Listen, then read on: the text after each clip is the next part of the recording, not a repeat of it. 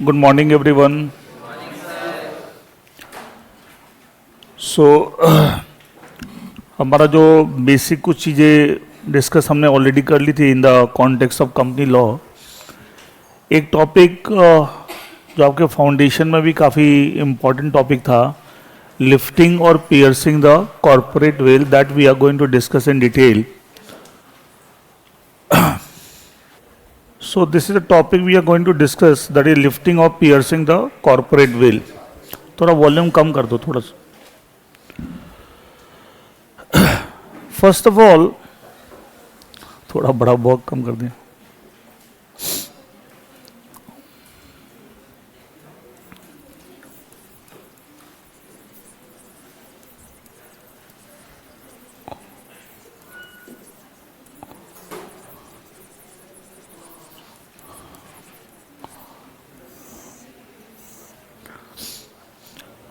First of all, we need to understand the meaning of the term corporate veil.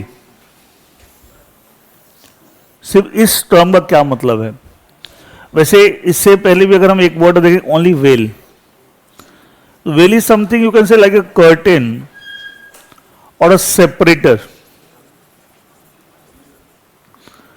जैसे अगर ये room है, हम रूम के बीच में अगर बीचों बीच एक कर्टेन डाल दें तो it is acting as a well.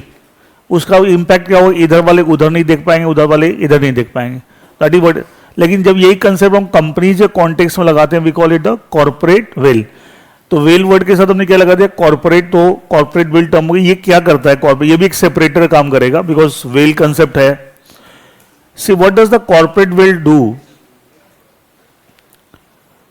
Let's say this is a corporate veil. ये एक सिंबॉलिक चीज है, समझने की बात है, नहीं एक्चुअली कोई कॉर्पोरेट वेल इस तरीके से दिखेगा आपको, ठीक है, इट्स अ सिंबॉलिक कंसेप्ट। ये एक कॉर्पोरेट वेल है।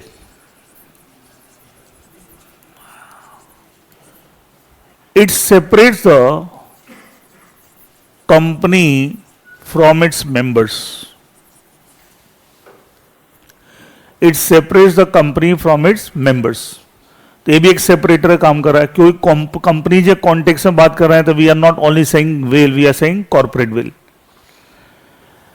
अच्छा, जब corporate veil, this is something which is separating the company from its member, और कंपनी अपने मेंबर से अलग है, क्या इसी बात को हम सेपरेट लीगल एंटिटी बोलते हैं? ये सुनो, company has got a separate, it means company is separate from its member. So can I say that because of the concept of corporate veil, we have a concept of separate legal entity? कि corporate veil है तब क्या है, separate legal, क्योंकि यही तो separate कर रहा है कंपनी और members को एक दूसरे से, and it means because of the concept of corporate veil, we have the concept of separate legal entity. ये बात clear सबको? क्लियर? अब देखिए आप, हम ये मान के चलते हैं कि कंपनी के केस में कॉर्पोरेट वेल है, और because of which the company have got a separate legal entity. अच्छा, कि हम बोलते हैं कंपनीज की सेपरेट लीगल एंटिटी होती है, इसका पर्पस और ऑब्जेक्टिव क्या है? कि साहब इस कंसेप्ट का कोई मिसयूज करे, और it should be use only for lawful purpose, only for lawful purpose. लेकिन ये मैंने खाली कॉर्पोरेट वेल का मतलब बताया अभी आपको। But at times what happens, it has been found that lot of people, they try to misuse the concept of separate legal entity of a company, and by misusing this concept, someone tries to do some fraud against the other person, someone tries to do the tax evasion. आपको tax में शायद दीपक sir ने बताया हुआ, tax planning होता है, एक tax evasion होता है। Planning is with in the provisions of law, it's a legal thing, ठीक है। प्लान करके आप अपने ट्रांजेक्शन में टैक्स की इंप्लीकेशन को कितना मिनिमाइज कर रहे हैं, ठीक है, and that is perfectly legal. लेकिन इवेजन इज इलीगल। लेकिन मान लिया कोई सेपरेट लीगल एंटिटी कंसेप्ट का मिसयूज करके that someone is trying to do the tax evasion, या trying to do a fraud, और trying to do anything which is not permitted within our legal framework. कोई भी ऐसी चीज करने की कोशिश कर रहा है जो हमारे लीगल फ्रेमवर्क या लॉफुल नहीं है, अनलॉफुल है। क्या है? अनलॉफुल है। या फ्रॉड कर रहा है, कुछ भी जो कि अनलॉफुल है, हमारे लीगल सिस्टम के हिसाब से वैलिड नहीं है।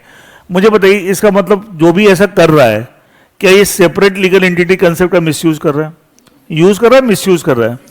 क्या सेपरेट लीगल एंटिटी, कंपनी की सेपरेट लीगल एंटिटी होती है, क्या ये कंसेप्ट लॉ में दिया गया for it is suppose to misuse और suppose to be use? It is suppose to be use, suppose not to be misuse. लेकिन कई बार देखा लोग मिस यूज करने की कोशिश करते हैं, ठीक है। अच्छा, और मिस यूज करके फ्रॉड, टैक्स इवेजन, ऐसी बहुत सारी चीजें जो गलत हैं, अनलॉफुल है। क्या है? अनलॉफुल। नाउ अच्छा, कभी भी ऐसी सिचुएशन अराइज होती है when we come to know that, specially जब मैटर्स कोर्ट में जाते हैं and court comes to this conclusion that someone is trying to misuse this concept, और मिसयूज करके कुछ गलत करने की कोशिश कर रहा है, तो कोर्ट्स क्या करते हैं and that kind of situation, in order to stop the misuse, in order to stop the misuse, वो इस कॉर्पोरेट वेल को लिफ्ट कर देते हैं, रिमूव कर देते हैं, yes piercing small small holes. अच्छा, तो कोई भी एक कट उसमें बहुत छोटे छोटे होल्स पियर्सिंग कर दो तो क्या होगा? It will vanish, yes no, या आर चीजें मिक्स हो जाएंगी। तो इसको लिफ्ट कर देते कोर्ट्स, इसको पियर्स कर, making the small small holes. इसका अच्छा, इसको जब लिफ्ट कर देंगे इसका इंपैक्ट क्या होगा? कॉर्पोरेट वेल है या खत्म हो गई? खत्म हो गई। अच्छा, एक कॉर्पोरेट वेल ही सेपरेटर काम कर रहा between the company and the members, तो ये सेपरेटर ही जब हट जाएगा तो क्या कंपनी मेंबर्स आर सेपरेट और they have become one and the same? It means that whenever the courts have been lifting or piercing the court, मैंने पहले कॉर्पोरेट वेल का मतलब बताया, कॉर्पोरेट वेल का क्या इंप्लीकेशन आ रहा है, अब मैं लिफ्टिंग का बता रहा हूं कि साहब जो टॉपिक का नाम है लिफ्टिंग और piercing the corporate well. It means whenever the courts have been lifting or piercing the corporate veil, जब भी कोर्ट्स कॉर्पोरेट वेल को लिफ्ट या पियर्स करते हैं, इन दैट केस इंपैक्ट क्या होता है साहब? ये कॉर्पोरेट वेल खत्म। अच्छा, इसकी वजह से क्या है? सेपरेट लीगल एंटिटी है, क्या ये कंसेप्ट भी डी रिकॉग्नाइज हो जाएगा? उस केस में हम माने कंपनी मेंबर अलग अलग हैं या one and the same? One and the same. अच्छा, एज ए रिजल्ट जो इसका मिसयूज करके कुछ गलत करने की कोशिश कर रहा था, क्या वो गलत रुक जाएगा? क्या will the court be able to stop that wrong act? Maybe someone is trying to do the fraud against the other, trying to do the tax evasion, or trying to do something unlawful. क्या court is trying to stop that by lifting or piercing the corporate veil? So that is basically the concept of lifting or piercing the corporate veil. It means whenever it is found that any person is trying to misuse the concept of separate legal entity, and they were trying to do fraud, tax evasion, or anything unlawful, the courts have been lifting or piercing the corporate veil in order to stop that wrong act on the part of that, क्योंकि वो जो गलत कर रहा है किस चीज को मिसयूज कर रहा है? सेपरेट लीगल एंटिटी कंसेप्ट को। और सेपरेट लीगल एंटिटी किसकी वजह से है? Corporate veil. तो मतलब कॉर्पोरेट वेल को ही हटा देते ना, कॉर्पोरेट वेल को ही हटा देते हैं, तो एज ए रिजल्ट क्या होगा? सेपरेट लीगल एंटिटी कंसेप्ट क्या हो जाएगी? Derecognise. क्या हो जाएगी? डी रिकॉग्नाइज हो जाएगी। और एज ए रिजल्ट वो बंदा जो separate legal entity concept misuse कर कुछ गलत करने की कोशिश कर रहा था, वो गलत अपने आप ही रुक जाएगा, गलत अपने आप ही रुक जाएगा। And will discuss lot of cases on this and will get more clarity. अच्छा, एक चीज और देखिए, सेपरेट लीगल एंटिटी कंसेप्ट अगर डी रिकॉग्नाइज हो जाती है तो कंपनी के जितने भी कैरेक्टरिस्टिक्स और फीचर्स हैं मोस्टली किससे कनेक्टेड है? तो क्या ये अगर डी रिकॉग्नाइज हो तो अदर कैरेक्टरिस्टिक पर भी इंपैक्ट आएगा, वो भी क्या हो जाएंगे? डी रिकॉग्नाइज हो जाएंगे। क्या हो जाएंगे? Derecognise. It means overall when of the मतलब चीजें एकदम चेंज हो जाएगी उस सिचुएशन में, चीजें एकदम, क्योंकि सेपरेट लीगल एंटिटी की वजह हमने जो कैरेक्टरिस्टिक और फीचर तो कंपनी पढ़े थे, मोस्टली कैरेक्टर फीचर को हमने किससे कनेक्ट किया था? Separate legal entity. It means जब यही नहीं रहेगा तो बाकी कैरेक्टरिस्टिक पर भी इंपैक्ट आएगा, बाकी कैरेक्टरिस्टिक पर भी क्या आएगा? इंपैक्ट आपको आएगा। Is that clear to everyone? That will also, it will have also. Now अब एक और चीज देखिए आप, एक चीज बताओ, एक सिचुएशन में कोर्ट किसी कंपनी मान लो एक्स लिमिटेड की कॉर्पोरेट वेल को लिफ्ट कर देता है in order to stop the some wrong acts on the part of certain person. इसका मतलब क्या उस कंपनी का separate legal entity concept permanently हट गया? Only in for that situation. Permanently नहीं हट गया, याद है कंपनी की अभी भी सेपरेट लीगल एंटिटी है, लेकिन for that situation where someone is trying to do the misuse, उस कॉन्टेक्स्ट में हम सेपरेट लीगल एंटिटी नहीं मानेंगे। इसका मतलब ये नहीं कंपनी का परमानेंटली कंसेप्ट खत्म हो गया, it is there, but only thing in that situation हम ये मानेंगे जब company is not separate from the member, rather company and members are one and the same. It means कोई पर्पस हमारा क्या है? उस मिसयूज को रोकना।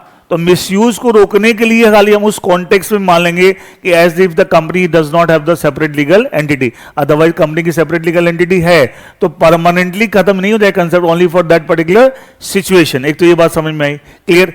दूसरी एक बात और समझ में क्या है, देखिए आपको, हम बोलते हैं कंपनी की सेपरेट लीगल एंटिटी होती है, लेकिन क्या कंपनी की सेपरेट लीगल एंटिटी होती है, क्या ये कंसेप्ट एब्सोल्यूट है या इसके कुछ एक्सेप्शंस भी हो गए? तो कह सकते हैं whenever the courts have been lifting और piercing the corporate veil, in that situation we are not recognizing, rather we are de-recognizing the concept of separate legal entity in that situation. तो कह सकते हैं the concept of separate legal entity is not absolute, appropriate cases में इसको हम de-recognize भी करते हैं by lifting or piercing the corporate will. ये जो concept absolute नहीं है। देखिए वैसे भी एक चीज बोलते हैं ना, कोई भी चीज है ना एब्सोल्यूट होना बहुत मुश्किल है। अच्छा ये टॉपिक जो मोस्टली जो लिफ्टिंग और पियर्सिंग द कॉर्पोरेट वेल जो टॉपिक है, ये over a period of time develop हुआ ये टॉपिक पूरा, और मोस्टली डेवलप हुआ थ्रू द कोर्ट केसेस। जब कोर्ट्स के अंदर अलग अलग केसेस आते थे जहां पे कोर्ट्स को नजर आता था कि someone is trying to do the misuse of separate legal entity, तो कोर्ट्स ने they have started lifting the corporate veil and they were trying to do the justice, trying to do the justice. तो इसलिए धीरे धीरे courts के through court में जो अलग अलग सिचुएशंस आई, तो कैसे समाज में ऐसा देखा कोर्ट ने, जब केसेस कोर्ट में आते थे कि लोग मिसयूज कर रहे हैं, तो क्या होता, उसकी वजह से क्या हुआ, कोर्ट्स कई कॉन्टेक्स्ट में सेपरेट लीगल एंटिटी को डी रिकॉग्नाइज कर दिया बाय लिफ्टिंग और पियर्सिंग द कॉर्पोरेट वेल। इसका मतलब क्या हुआ, समाज में जैसे परिवर्तन जैसे चेंज, मतलब मैं हम law is meant for society, तो if the society keeps on changing, society dynamic, laws are also bound to be dynamic. तो ये चीजें पहले नहीं थी, धीरे धीरे डेवलप हो गई, धीरे धीरे डेवलप होगी। सब अप्रोप्रिएट केसेस में हम सेपरेट लीगल एंटिटी नहीं मानेंगे एंड उसके लिए कोर्ट्स कैन लिफ्ट और पियर्स द कॉर्पोरेट वेल। लेकिन क्या शुरू से कंसेप्ट था? नहीं। अच्छा हमने एक केस पढ़ा था सेपरेट लीगल सोलोमन केस, ये आज का केस नहीं, it's a very old case, बहुत पुराना केस है। कई बार बोलते हैं, ऐसा बोलते हैं। अच्छा जिस समय वो केस डिसाइड हुआ था उस समय कंपनी की सेपरेट लीगल एंटिटी को एब्सोल्यूट मानते थे। क्या मानते थे? एब्सोल्यूट, कि कोई इफ्स एंड बट्स नहीं, कंपनी का हमेशा सेपरेट लीगल एंटिटी हुआ।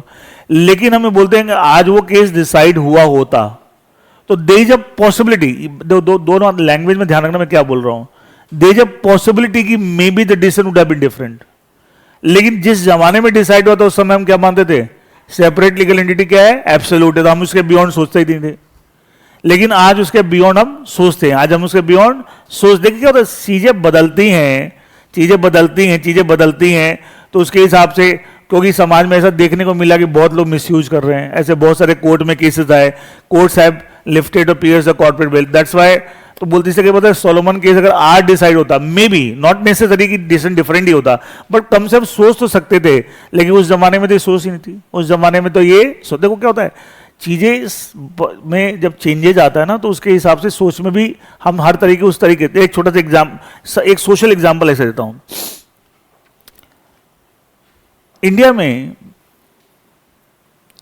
अगर हम बात करें 50, 60, 70, 80 साल पीछे, if someone becomes window, remarriage के बारे में लोग 100 साल अगर पुरानी बात करें, मतलब लोग ऐसे सोचते हैं कि साहब इट्स अ सिन, मतलब उसको ऐसा लगता है पाप है जैसे, बस सोच भी नहीं आता दिमाग में। लेकिन क्या आज के दिन इट्स वेरी कॉमन? ये सुनो, तो चीजें बदली है ना, चीजें बदली तो सब बोलो, हर चीज में क्या होता है, हर लॉ विद अल्टीमेट सोसाइटी के लिए। तो समाज में जब मिसयूज देखने को मिला, तो अब अल्टीमेटली बोले सब मिसयूज, हमारे लिए सेपरेट लीगल एंटिटी एब्सोल्यूट है, चाहे मिसयूज होने दो, फ्रॉड होने दो, ऐसे तो करेंगे, दैट इज टोटली अनजस्टिफाइड। तो वैसे आप सोशल रिफॉर्म्स बहुत सारे हुए। ये सोशल रिफॉर्म में आपने सुना होगा कि कई चीजें बाद में समझ आएगी, सब इससे कितने बैड इफेक्ट्स आ रहे हैं। अगर आप इस पर स्टिक कर रहे हैं पुरानी आपकी प्रिंसिपल्स पे, तो इसके कितने सारे समाज में बैड इफेक्ट्स आ रहे हैं। तो we have to think again on this कि सब ये चीज सही है, हम एक गलत तरीके से समाज को चला रहे हैं। Anyway, so this is the topic lifting और पियर्सिंग द कॉर्पोरेट वेल्थ। और ये टॉपिक मेनली डेवलप किसके थ्रू हुआ है? कोर्ट केसेस के थ्रू। जब कोर्ट्स में अलग अलग सिचुएशन के केसेस आए एंड कोर्ट्स को लगा someone is trying to misuse the concept of separate legal entity, courts have started lifting the piercing the corporate veil. Clear है? अच्छा, आपके बुक में पहले तो मीनिंग ऑफ लिफ्टिंग में एक बार पढ़ देता हूं ये, when the law डिसरिगार्ड्स the corporate entity. अच्छा, वही कॉर्पोरेट नहीं, कंपनी की अपनी एक एंटिटी है, वही सेपरेट लीगल एंटिटी, उसको डिसरिगार्ड कर देता है। Instead pays regard to the individual members behind, मतलब कंपनी का जो लीगल फेस है, कंपनी को एक हम सेपरेट लीगल एंटिटी मानते हैं, उसके बिहाइंड उसको रिकॉग्नाइज करते हैं। इसका मतलब क्या हुआ, दोनों को हमने एक कर दिया, कंपनी की जब हम किसकी बात कर रहे हैं, मेंबर्स की बात कर रहे हैं, it is known as lifting the veil of corporate. Company की कॉर्पोरेट पर्सनैलिटी, कंपनी की जो पर्सनैलिटी है उसको हमने क्या कर दिया, लिफ्ट कर दिया, ठीक है। व्हेन द कॉर्पोरेट एंटिटी, ये कब करते हैं courts, when the corporate entity, वही separate legal entity, corporate entity की बात, अच्छा कंपनी की एंटिटी है, ये कहां से आया, सेपरेट लीगल एंटिटी।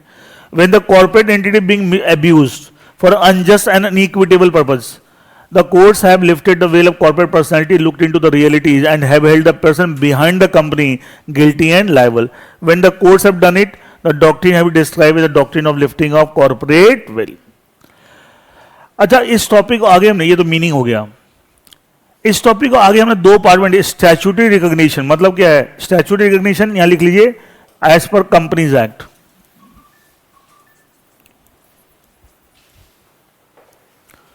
स्टैच्यूट क्या, एक्ट को बोलते हैं, अरे स्टैच्यूट बता था, एक्ट, लेजिस्लेशन, स्टैच्यूट किसको बोलते हैं, सब एक ही चीज है। तो स्टैच्यूटरी रिकॉग्निशन मतलब कुछ कुछ ऐसे प्रोविजन एक्ट में ही दे रखे हैं जो आपको कॉर्पोरेट वेल को लिफ्ट करने की बात करते हैं, दैट इज स्टैच्यूटरी रिकॉग्निशन। लेकिन जो यहां पे मैंने कुछ एग्जांपल भी दिए हैं, ज्यादातर आप समझ अभी नहीं पाएंगे, देखिए क्या लिखा हुआ, the companies act 2013 itself contains some statutory recognition, मतलब recognized by the statute, that is the act, that is Companies Act. The Companies Act 2000 itself contains some provision, example section 7 subsection 7, section 251 subsection 1, and which lift the corporate veil to reach the legal real forces of, मतलब कौन actually कौन गलत कर रहा है उसको पकड़ा जाए rather than the company. And ये इन सब सेक्शन के बारे में ब्रीफ में रहेगा, लेकिन अभी आप इतना समझ नहीं पाएंगे, ये इसमें ज़्यादा जाने की आपको जरूरत भी नहीं है। देखिए मैंने लिख दिया but not required at this आपको, क्योंकि ये आगे 251 आपके सिलेबस में नहीं गई है, 339 7 सबसेक्शन 7 थोड़ा सा मैं बताता हूँ क्या लिखा हुआ। Section 7 subsection deals with the punishment for incorporation company by furnishing the false information. अच्छा, एक कंपनी जब इनकॉर्पोरेट होती है तो फॉल्स इन्फॉर्मेशन के थ्रू अगर कंपनी को हमने बना लिया, ये मैं पढ़ाया, आगे पढ़ाऊंगा भी, उसकी पेनल्टी लगती है।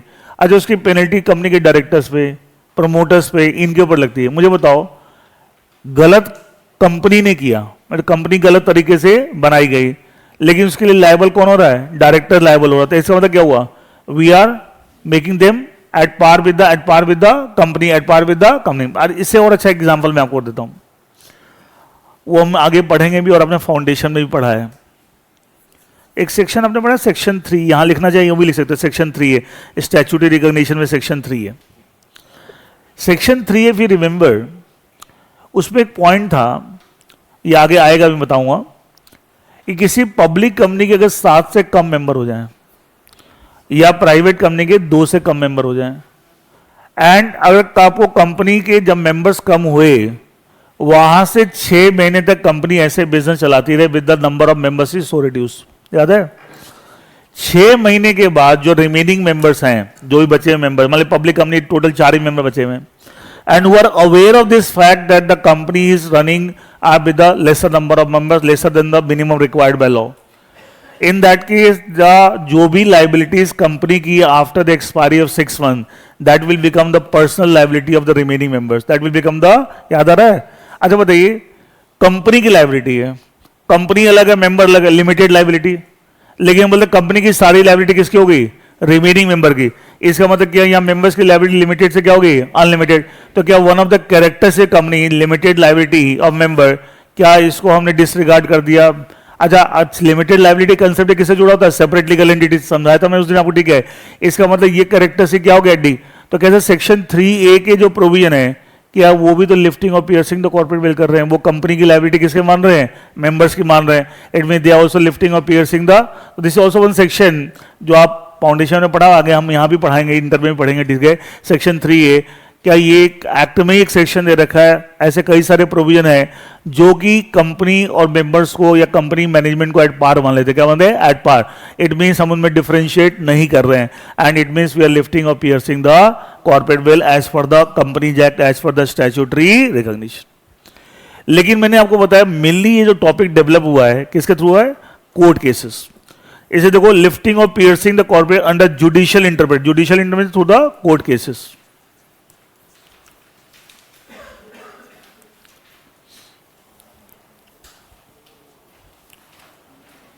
And mainly this topic has developed over a period of time through the court cases. अच्छा, आज तक लिफ्टिंग और पियर्सिंग द कॉर्पोरेट वेल से रिलेटेड हजारों केस डिसाइड हो चुके होंगे, लेकिन उसमें कुछ इंपॉर्टेंट टाइप की situations where the courts have been lifting or piercing the corporate payment, कुछ इंपॉर्टेंट सिचुएशन, इस तरह की सिचुएशन है कोर्ट्स हैव बीन लिफ्टिंग। हम हजारों केस तो डिस्कस ही नहीं कर सकते, पॉसिबल नहीं है। तो हम क्या कर रहे हैं कि बेसिकली उसे टॉपिक्स बना दिए कि जैसे पहला है फ्रॉड। अगर कोई एक बंदा दूसरे बंदे के फ्रॉड कर रहा है by misusing the concept of separate legal entity, in that case the court will lift or pierce the corporate veil in order to stop the fraud, in order to stop the fraud। मतलब fraud vitiates everything, मतलब fraud हर चीज को खराब कर देता है, spoil कर देता है, ठीक है। एंड अगर कोई fraud separate legal entity concept misuse करके fraud करने की कोशिश कर रहा है, तो ऐसे 50 केस कोर्ट्स में डिसाइड हो चुके हैं जहां कोर्ट्स के सामने आया कि सब फ्रॉड करने की कोशिश, तो कोर्ट्स हैव बीन लिफ्टिंग और piercing the in order to stop the fraud. अच्छा, फ्रॉड कैसे कर रहा है बंदा? By misusing the concept of separate legal entity किसकी वजह से है? Corporate veil. तो कोर्ट बोलता है कॉर्पोरेट वेल को हटा दो, कॉर्पोरेट वेल को ही हटा दो, तो अपने आप क्या हो जाएगा? Separate legal entity derecognize हो जाएगी, एज ए क्या फ्रॉड अपने आप ही रुक जाएगा। एंड इससे रिलेटेड हम दो केस पढ़ेंगे, एंड एक है Gilford motor company versus Horne's against Jones versus, ये दोनों फ्रॉड से रिलेटेड केसेस हैं। एंड जहां पे one person is trying to do a fraud against the other by misusing the concept of separate legal entity, but court did not allow the same, court did not allow the same।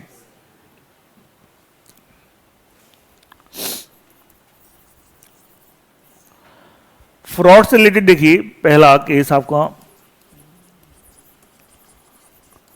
Guilford motor company versus Horne. See इस केस के क्या facts हैं, what is happened, ये भी UK case है। कई बार बच्चे बोलते हैं कि सर, कई बच्चों का सवाल होता है, सर ये इंडिया में तो ऐसे केस डिसाइड हुए होंगे हॉरर से रिलेटेड? एकदम हुए होंगे, बहुत हैं, लेकिन आपकी स्टडी मटेरियल में क्या यही दे रखे हैं और यही एग्जाम में पूछते हैं, तो मजबूरी में हमें भी पढ़ाना पड़ता है। सही बोल रहा बच्चा। तो एक तो ना इंडिया में हमारे पास ऐसे केसेस नहीं है, तो ऑब्वियसली आई एम हेल्पलेस, तो मुझे उनकी हेल्प लेनी पड़ी। जब यहाँ है तो वो कर डाल लो ना, ठीक है, कौन मेहनत करे? चला आ रहा है कितने जमाने से, जो लिखा जा रहा है वही लिखे जाओ, वही लिखे जाओ, वही लिखे जाओ। नहीं तो इंडिया में जो लैंडमार्क केसेस डिसाइड हो रखे रिगार्डिंग द फ्रॉड, वो सब आपके सिलेबस का पार्ट बनाना चाहिए, वही आपको फिर, लेकिन आपकी स्टडी में वही पुराने चला लिखे हुए। देखिए गिलफोर्ड, देखो सोलोमन केस पढ़ना एक अलग बात है, वो हिस्टोरिकल केस है कि उस जिस जमाने में डिसाइड, उस जमाने में इंडिया में ऐसा कोई केस डिसाइड नहीं हुआ था, तो वो हिस्टोरिकल इंपॉर्टेंस है। बट इस तरह के तो पता नहीं कितने 72 केसेस इंडिया में भी डिसाइड हो चुके हैं। देखिए Gilford motor company versus Horne, इस केस में क्या हुआ, this person he was an employee of this organisation, ये यहां पे जॉब करता था। अच्छा, कई बार लोग ऐसा करते हैं जो कहीं जॉब करते हैं, तो जिस बिजनेस से रिलेटेड आप जॉब कर रहे हैं उस बिजनेस के सारे आपको एस्पेक्ट समझ आ जाते हैं कि बिजनेस ये कहाँ से परचेज करते हैं, कस्टमर कैसे बनाते हैं, किस टर्म्स एंड कंडीशन पे हम ट्रांजेक्शन करते हैं। Lot of things you get to know because you are working in that particular environment. अच्छा, कई बार लोगों को देखा, तुमने कोई बंदा है कि एक पर्टिकुलर जगह जॉब कर रहा है, फिर जॉब छोड़ के ना वही बिजनेस खुद भी स्टार्ट कर लेता है, होता कई बार। और फिर क्या करता है कि साहब पहले वाला जो एम्प्लॉयर था पहले जहां, उसके कस्टमर को तोड़ने की कोशिश करता है। कोई डीलिंग, कई बार आप सेल्समैन है तो क्या आप डीलिंग ज्यादा कस्टमर से आप ही कर रहे हैं, तो इस तरह के कई लोग करते हैं, ठीक है। बट ये लीगली गलत है, लीगली ये गलत है, आप कस्टमर तोड़ नहीं सकते, अपने आप कस्टमर चल के आ जाए। अब तो कई बच्चे बोलेंगे सर ये तो सब करते हैं, हमारे इंडिया में यही तो फर्क है, सही और गलत का जो लाइन ऑफ डिमार्केशन है ना वो बहुत ब्लर हो गई है, बहुत ब्लर हो गई है, लाइन ऑफ डिमार्केशन बहुत ब्लर हो गई है, पता नहीं चलता क्या सही है क्या गलत है। हम गलत कर करके क्या लगता है, हम इतना यूज्ड हो गए, हमें लगता है यही सही है। सही नहीं है कि आप दूसरे कस्टमर को तोड़ रहे हैं, ठीक है, ये गलत है, दिस इज नॉट अलाउड, ठीक है। अपने आप वो कस्टमर चल के आ रहा है आपके पास, अलग बात है। देखिए तो कई बार क्या होता है, एम्प्लॉयर भी अपने आप को सेव करने के लिए एम्प्लॉय के साथ सर्विस कॉन्ट्रैक्ट में ही एग्री करा लेते हैं कि तुम मेरे कस्टमर को कभी तोड़ोगे नहीं। एक टर्म बोलते हैं सॉलिसिटेशन ऑफ कस्टमर्स, मतलब वही कस्टमर को तोड़ के अपनी तरफ अट्रैक्ट करना, सॉलिसिटेशन ऑफ कस्टमर्स। तो अच्छा, यहां पे कौन एम्प्लॉय था, हॉर्न। एम्प्लॉयर कौन है, ये ऑर्गेनाइजेशन। तो इस ऑर्गेनाइजेशन ने क्या किया था, हॉर्न के साथ एक कॉन्ट्रैक्ट किया हुआ था कि आप मेरे कस्टमर को कभी भी सॉलिसिट नहीं करेंगे, you will never do the solicitation of my customers. क्योंकि ये सब देख लोग करते हैं, देखो हमेशा बोलते हैं ना, कोई चीज को रोकने की बात किसी कॉन्ट्रैक्ट में, किसी लॉ में कब डाली जाती है? जब ऐसा होता है तब ना। एक जब मैं पढ़ रहा था कि भाई हमारे वेदों में लिखा हुआ है कि साहब चोरी नहीं करनी चाहिए, इसे उस जमाने में भी चोरी होती होगी ना। अगर चोरी जैसा कोई कंसेप्ट ही नहीं होता तो लिखा ही कैसे जाता कि चोरी नहीं करनी चाहिए? होती होगी ना, उस जमाने में भी चोरी होती थी। इसका मतलब क्या हुआ? तभी तो उसको रोकने के लिए लिखा गया कि साहब चोरी नहीं करनी चाहिए। तो एग्जैक्टली आप कोई चीज होती है गलत और उसको रोकना है, तो इसका मतलब सॉलिसिटेशन लोग करते, बहुत लोग करते हैं। अब वो बंदा देख रहा है, अच्छा बताओ, बोलता है prevention is better than cure, कि आपने कॉन्ट्रैक्ट में कुछ नहीं लिखा, बाद में सॉलिसिटेशन कर रहा, बाद में आप कोर्ट में जा रहे हैं जिसको रुकवाने के लिए, आपके लिए झंझट है। लेकिन कॉन्ट्रैक्ट में लिखो तो कंपैरेटिवली आप उसको पहले से रोक रहे हो कि भाई आप सॉलिसिटेशन नहीं करोगे। एक डर तो पैदा करते सामने वाले को, डायरेक्ट ब्रीच ऑफ कॉन्ट्रैक्ट हो जाएगा। ये सुनो, तो एक कॉन्ट्रैक्ट के अंदर क्या लिखा होता है कि आपको सॉलिसिटेशन ऑफ कस्टमर्स नहीं करेंगे। क्लियर है? मतलब कभी जॉब छोड़ के चले गए and start doing the solicitation, ये अलाउड नहीं है। तो क्या ये एम्प्लॉयर अपने आप को सेफगार्ड कर रहा है? ये सुनो ना, देखिए जब ये सर्विस कॉन्ट्रैक्ट बनते हैं ना, हम देखो उसके अंदर कितनी सारी चीज़ होती है, वहाँ पे एम्प्लॉय भी अपनी पोजीशन को सेफगार्ड करता है।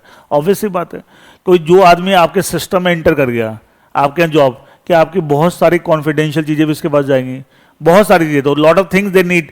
उस दिन मैं बताता ना आपको कल प्रिविलेज कम्युनिकेशन में, आप कहीं जॉब करते हैं तो एज एन एम्प्लॉय, एक जनरल सी बात बताता हूँ, कि आपको उस ऑर्गेनाइजेशन की बहुत सारी कॉन्फिडेंशियल चीज़ें भी पता लग जाएगी। तो सर्विस कॉन्ट्रैक्ट में भी लिखा होता है कि जो भी इंफॉर्मेशन आपको आपके जॉब से रिलेटेड दी गई थी, उसका कहीं भी आपको मिसयूज नहीं करना, even after you cease to be the employee of this organisation. पता साहब उस इंफॉर्मेशन आप कहीं जाके मिसयूज कर रहे हैं, उसे कॉम्पिटिटर्स को इंफॉर्मेशन बता रहे हैं, क्या उसके लिए बहुत नुकसान हो सकता है? ये सुनो, तो ये सर्विस कॉन्ट्रैक्ट में लिखा होता है। और अगर आपने बताया तो क्या ब्रीच ऑफ कॉन्ट्रैक्ट है, सामने वाला आपको अगेंस्ट, तो ये सब चीजें बहुत ध्यान। तो बंदा कोई भी जॉब कोई सिस्टम में कोई एंट्री दे रहा है, इसका तो उसको पता है ना कि सब अगर कोई गलत बंदा आ गया तो उसे तो अपने आप को सेफगार्ड करना है।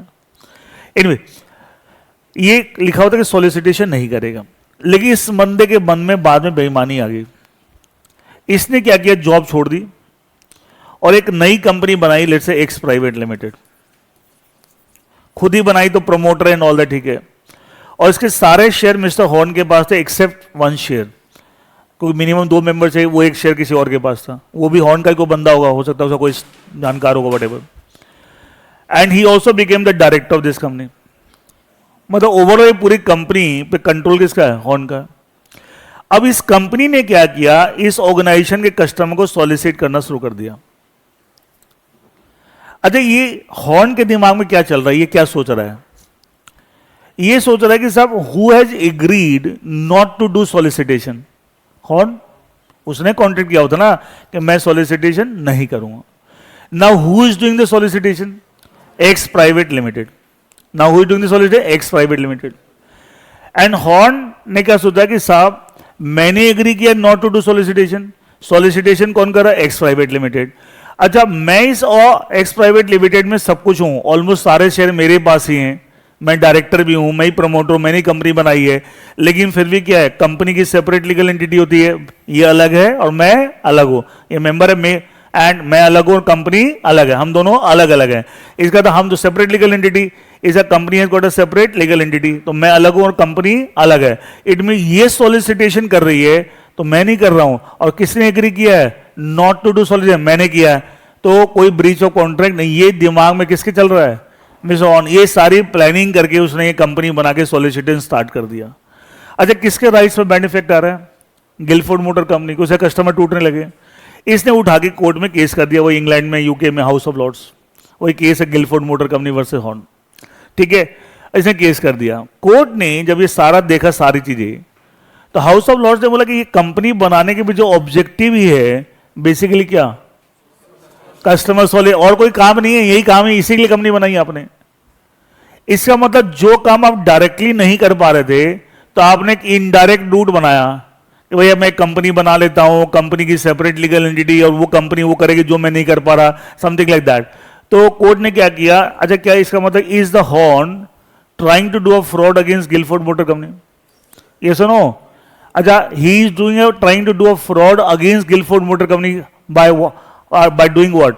by misusing the concept of separate legal entity of this company. ये सुनो, इस कंपनी का separate legal entity concept का misuse, ठीक है? तो कोर्ट ने बोला जब separate legal entity concept misuse करके फ्रॉड करने की कोशिश कर रहा है, कोर्ट ने क्या किया? हाउस ऑफ लॉर्ड्स ने इस कंपनी का आपको कॉर्पोरेट वेल को लिफ्ट कर दिया, कॉर्पोरेट वेल को लिफ्ट कर दिया, इस कंपनी का कॉर्पोरेट। अच्छा, कॉर्पोरेट वेल लिफ्ट करते क्या हुआ? क्या कंपनी की सेपरेट लीगल एंटिटी मानी जाएगी? नहीं। अच्छा, नहीं मानी सर, कंपनी और मेंबर है become one and the same. अच्छा, इसने एग्री किया था not to do the solicitation, तो इसका एग्रीमेंट क्या कंपनी का एग्रीमेंट माना जाएगा? हाँ है ना, बिकॉज कंपनी और मेंबर अब अलग अलग नहीं है, क्या है? One and the same. And that's why court pass an injunction order. Injunction समझो ना, stopping a person from doing something, ठीक है? एक तो court orders to do something, एक court order not to do something, that is called injunction. Court ने इस company के अगेंस्ट इंजंक्शन ऑर्डर पास कर दिया, stop doing the solicitation, stop doing the solicitation, आप सॉलिसिटेशन करना बंद कर दीजिए। अच्छा बताइए, कोर्ट ने इसके अगेंस्ट इंजंक्शन ऑर्डर पास कर दिया, तो क्या इससे गिलफोर्ड मोटर कंपनी को रेमेडी मिली? हाँ या ना? अच्छा, लेकिन क्या अगर कोर्ट ऐसा नहीं करता, कोर्ट बोलता नहीं जी separate legal entity concept absolute, अगर ऐसा होता, इसका तो कोर्ट क्या इसके गलत करने के और इसके गलत करने के बढ़ावा दे रहा है, और जिसके अगेंस्ट गलत हो रहा है क्या उसको कोई जस्टिस नहीं मिल रहा?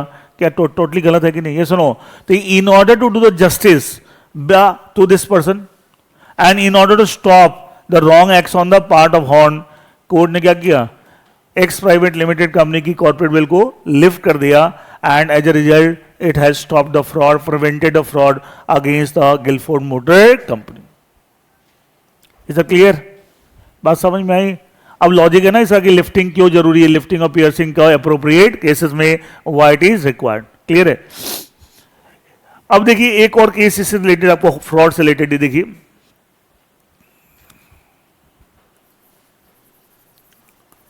Jones versus Lipman. Jones versus Lipman, इस केस में क्या हुआ?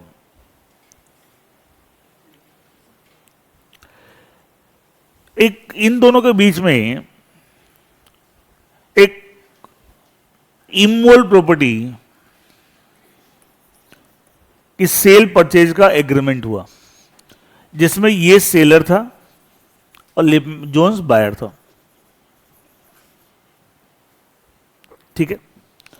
अच्छा, जो इमोल प्रॉपर्टी को सेल परचेज करने के जो ट्रांजैक्शंस होते हैं, क्या वो वन गो में कंप्लीट हो जाते हैं? दो स्टेजेस में होते हैं। पहले नॉर्मली एग्रीमेंट टू सेल होता है, सुना वो लोग बयाना वाना करते हैं, एडवांस कुछ टोकन देते हैं, आम भाषा में लोग जो भी टर्म यूज करते हैं। तो इनिशियली पार्टीज के बीच में एक एग्रीमेंट टू सेल होता है। क्या होता है? Agreement to cell.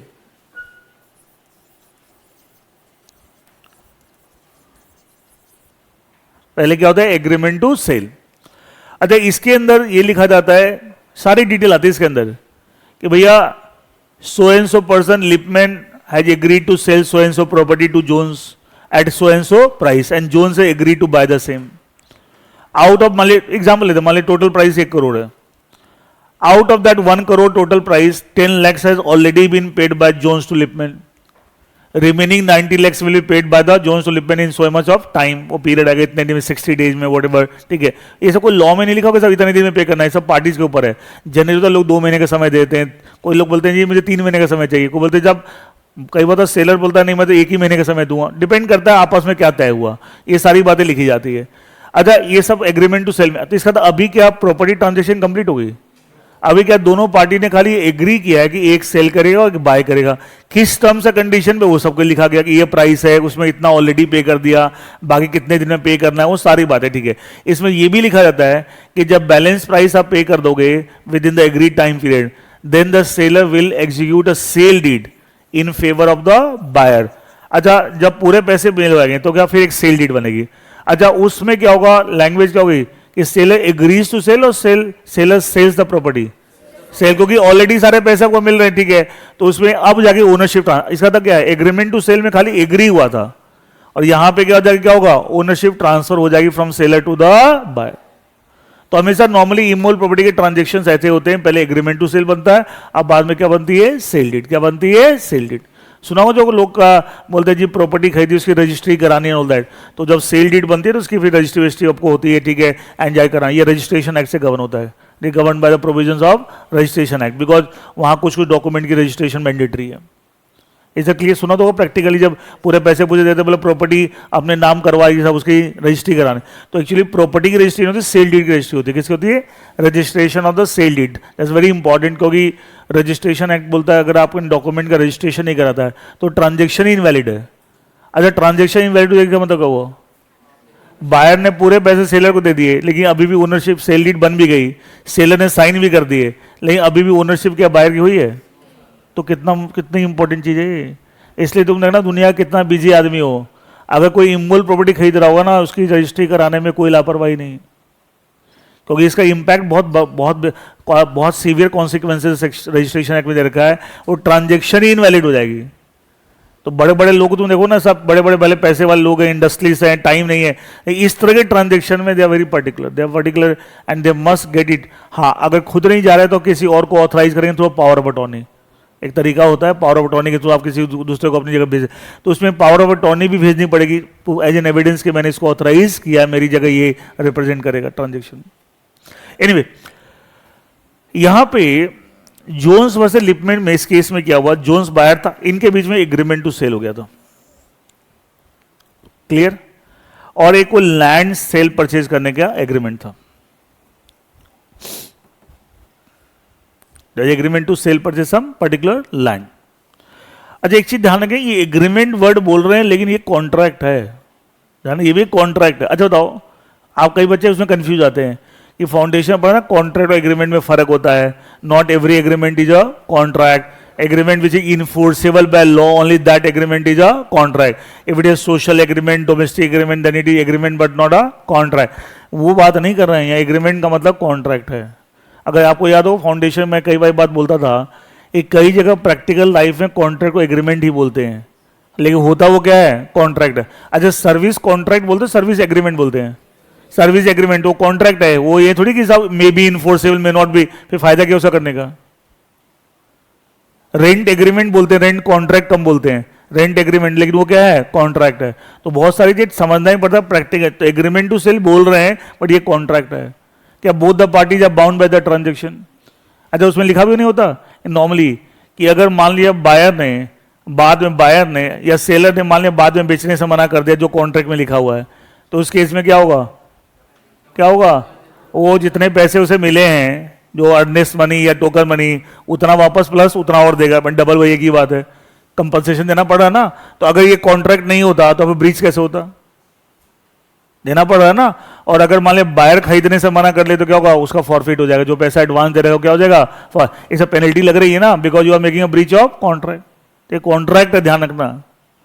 वर्ड बोल रहे हैं एग्रीमेंट, बट एक्चुअली क्या है? It's a contract. नाउ अब देखिए, इन दोनों के बीच में ही एग्रीमेंट टू सेल हो गया था regarding the sale purchase of some land. बाद में लिपमैन के मन में एक बेईमानी आ गई और उसको लगा कि साहब मुझे नहीं बेचना, बट आप ऑलरेडी कॉन्ट्रैक्ट कर चुके हैं। होता ना कई बार आपको दिमाग में लगता है यार मैंने बहुत सस्ते में एग्री कर लिया, या मुझे अभी नहीं बेचना चाहिए, फ्यूचर में इसके रेट और बढ़ सकते हैं, वॉटेवर 50 कारण हो सकते हैं। अब इसके मन में आया कि साहब मेरे को तो नहीं बेचना, I don't want to sell it, लेकिन कॉन्ट्रैक्ट आप कर चुके हैं और अब आप मना करें तो ब्रीच है। ये सुनो, और इसके दिमाग में ये भी आया लिपमैन के कि अगर मैंने अब मना किया, अच्छा इसका तो will it be breach of contract? हाँ है ना। अगर लिपमैन ने अब मना किया एग्रीमेंट टू सेल होने के बाद, एग्रीमेंट टू सेल होगा, सेल डीड नहीं हो, सेल डीड की तो बात ही खत्म हो गई, तो ओनरशिप ट्रांसफर हो जाएगी। इसका मतलब अब लिपमैन ने मना किया, will it be breach of contract? अच्छा, who is making the breach of contract? Lipman. तो लिपमैन को लगा कि साहब उस केस में जोन्स मेरे अगेंस्ट रेमेडीज क्लेम कर सकता है। आपने फाउंडेशन में एक टॉपिक पढ़ा, remedies for breach of contract. अच्छा, उसमें एक रेमेडी थी, remedy for specific performance of contract, याद है? Remedy for suit for specific performance. तो इसको ये लगा कि अगर जोन्स ने मेरे अगेंस्ट रेमेडी में कोर्ट में सूट फाइल कर दिया फॉर स्पेसिफिक परफॉर्मेंस। अच्छा, स्पेसिफिक परफॉर्मेंस का मतलब क्या होता है? You have to perform exactly what you have agreed under the contract. तो कोर्ट में इसने अगर मेरे अगेंस्ट स्पेसिफिक परफॉर्मेंस और कॉन्ट्रैक्ट का केस डाल दिया एंड कोर्ट ने मुझे ऑर्डर किया कि आपको बेचना ही पड़ेगा जो आपने एग्रीमेंट टू सेल में एग्री किया था, तो क्या मुझे बेचना ही पड़ेगा? और वो बेचना चाहता नहीं था, बेचना नहीं चाहता था, समझ रहे हैं? तो ये सारी चीज में प्लानिंग की कि साहब अगर मैंने ब्रीच किया, तो ये मेरे अगेंस्ट कोर्ट में अगर चला गया रेमेडी क्लेम करने में फॉर स्पेसिफिक परफॉर्मेंस, तो कोर्ट ने मुझे ऑर्डर करे तो मुझे बेचना ही पड़ेगा। अब मैं चाहता नहीं हूं बेचना, ये सुनो, तो इसने क्या दिमाग लगाया लिपमैन ने, इसने एक कंपनी बनाई, let's say x private limited. Again वही सेम सिचुएशन, ये सब खाली कहानी है, ठीक है। सारे शेयर अपने पास एक्सेप्ट वन शेयर किसी को अपने जानकारी, कोई क्लर्क वगैरह था उसको दे दिया, और खुद भी डायरेक्टर बन गया एंड ऑल दैट। और ये जो लैंड थी जिसका एग्रीमेंट टू सेल हुआ था, अभी भी लैंड की ओनरशिप किसके पास है? लिपमैन। अभी ओनरशिप थोड़ी ट्रांसफर हुई है, अभी भी लिपमैन ही ओनर है। इसने क्या, लिपमैन ने वो लैंड इस कंपनी को ट्रांसफर कर दी, इसकी ओनरशिप किसको ट्रांसफर कर दी? कंपनी को। अच्छा, उसके दिमाग में क्या चल रहा है कि जब ये लैंड इस कंपनी की प्रॉपर्टी हो जाएगी, ठीक है, अब भले मैं इस कंपनी में सारे शेयर होल्ड करता हूं एक्सेप्ट वन शेयर, मैं डायरेक्टर भी हूं, लेकिन मैं अलग हूं और कंपनी अलग है। And who has enter into a contract with Jones to sell the land? Me, ठीक है, जो एग्रीमेंट टू सेल हुआ है। And now the land does not belong to me, वो लैंड किसकी होगी? कंपनी की। और कंपनी की क्या है? सेपरेट लीगल एंटिटी, मैं अलग हूं और कंपनी अलग है। इसका अगर ये मेरे अगेंस्ट कोर्ट में चला भी गया ब्रीच ऑफ कॉन्ट्रैक्ट की किसमें, तो कोर्ट मुझे बोलेगा साहब सेल द लैंड, तो बोले जी लैंड तो मेरे पास है ही नहीं, लैंड किसके पास है? कंपनी के पास। और कंपनी और मैं अलग अलग हैं, सेपरेट। क्या ये इसका पर्पस है सारी कंपनी बना के लैंड ट्रांसफर कर देना? इसके पीछे ऑब्जेक्टिव क्या था? क्या स्पेसिफिक परफॉर्मेंस और कॉन्ट्रैक्ट को अवॉइड करने के लिए क्या ये सब कर रहा है? ये सुनो। एंड अच्छा, actually is the Lipman try to do a fraud against Jones or not? How? By misusing the concept of separate legal entity of this particular company, separate legal entity of this particular company. Is it clear? इसका misuse करके, and he is trying to do a fraud, he is trying to do a fraud against the basically Jones. तो court ने क्या किया, इस जब Jones court में चला गया अगेंस्ट द लिपमैन, कोर्ट ने इस कंपनी का आपको कॉर्पोरेट बिल को लिफ्ट कर दिया। अच्छा, कॉर्पोरेट बिल लिफ्ट करते क्या हुआ? क्या ये कंपनी और क्या लिपमैन क्या हो गए? One and the same. And Lipman ने एग्रीमेंट टू सेल किया था विद द जोन्स, इसका तो एग्रीमेंट टू सेल किसका माना गया? कंपनी का माना गया। And court order the company की आप लैंड वापस से कर दीजिए जोन्स को, मतलब पेमेंट जोन्स जो भी करना है वो सब करेगा, ठीक है, मतलब जो भी बैलेंस पैसे, ऐसा नहीं फ्री में कोई लैंड मिल रही, ठीक है, लेकिन आप ट्रांजैक्शन को नहीं रोक सकते, ट्रांजैक्शन को नहीं। अच्छा, अल्टीमेटली क्या कोर्ट ने बाय लिफ्टिंग और piercing the corporate veil, has the court stop the fraud of Lipman and given the remedy to the Jones? लेकिन अगर वही कोर्ट बोलता नहीं जी सेपरेटली एब्सोल्यूट है, तो क्या हो रहा है? जो फ्रॉड कर रहा है उसको हम फ्रॉड करने दे रहे हैं, और जिसके अगेंस्ट फ्रॉड हो रहा है उसे रेमेडी नहीं मिल रही, क्या गलत है? ये सुनो। तो by in order to do justice court have lifted और पियर्स द, मैंने ना सब सिचुएशंस तो ऐसे से बनी, कोर्ट्स का ऐसे केसेस आए, दैट्स वाई कोर्ट्स अब मजबूर हो गया, कोर्ट को लगा साहब अगर हम यहाँ पे सेपरेट लीगल एंटिटी को एब्सोल्यूट मानेंगे, इन that case it will be a injustice, it will be a injustice. अच्छा, एक बात, ये दोनों केस जो पढ़े हैं, इसके बाद एक बात, ऐसे एक प्रिंसिपल भी मैं समझा दूं, आप देखिए क्या है।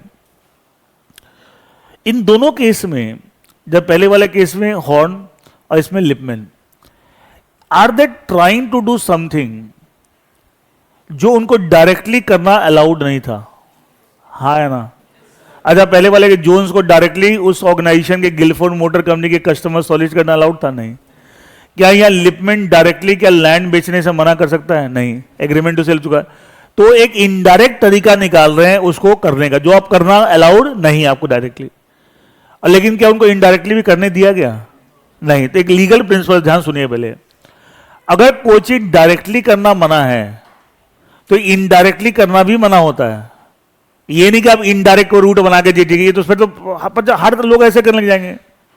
यही बात हमारे कंक्लूजन निकला कि कोई चीज अगर डायरेक्टली मना है तो इनडायरेक्टली भी मना होता है, इनडायरेक्टली भी मना होता है। वो ये नहीं कि आप इनडायरेक्ट तरीका बनाए कुछ आपको, ठीक है, अल्टीमेटिव गलत है। वो अलग बात है, लोग हिंदुस्तान में, अच्छा कई लोग क्या करते हैं, टैक्स इवेजन कराते हैं, इनडायरेक्ट कोई तरीका। अच्छा, नाम देते हैं टैक्स प्लानिंग का, लेकिन जब डिपार्टमेंट गर्दन पकड़ लेता तब बता देता कि साहब प्लानिंग था, इवेजन था। जब इनकम टैक्स डिपार्टमेंट नोटिस भेजता ना, तब पता लगता है सबको बहुत प्रोफेशनल है, सीए हैं, ठीक है, ऊट पटांग ट्रांजेक्शन क्लाइंट के करा देते हैं। अजी बोलते जी प्लानिंग है, बकवास, प्लानिंग नहीं थी, वो इवेजन था। अच्छा, सीए कई सारे प्रोफेशनल क्यों करते हैं, ज्यादातर टैक्स में सीए या एडवोकेट्स वगैरह का रोल होता है।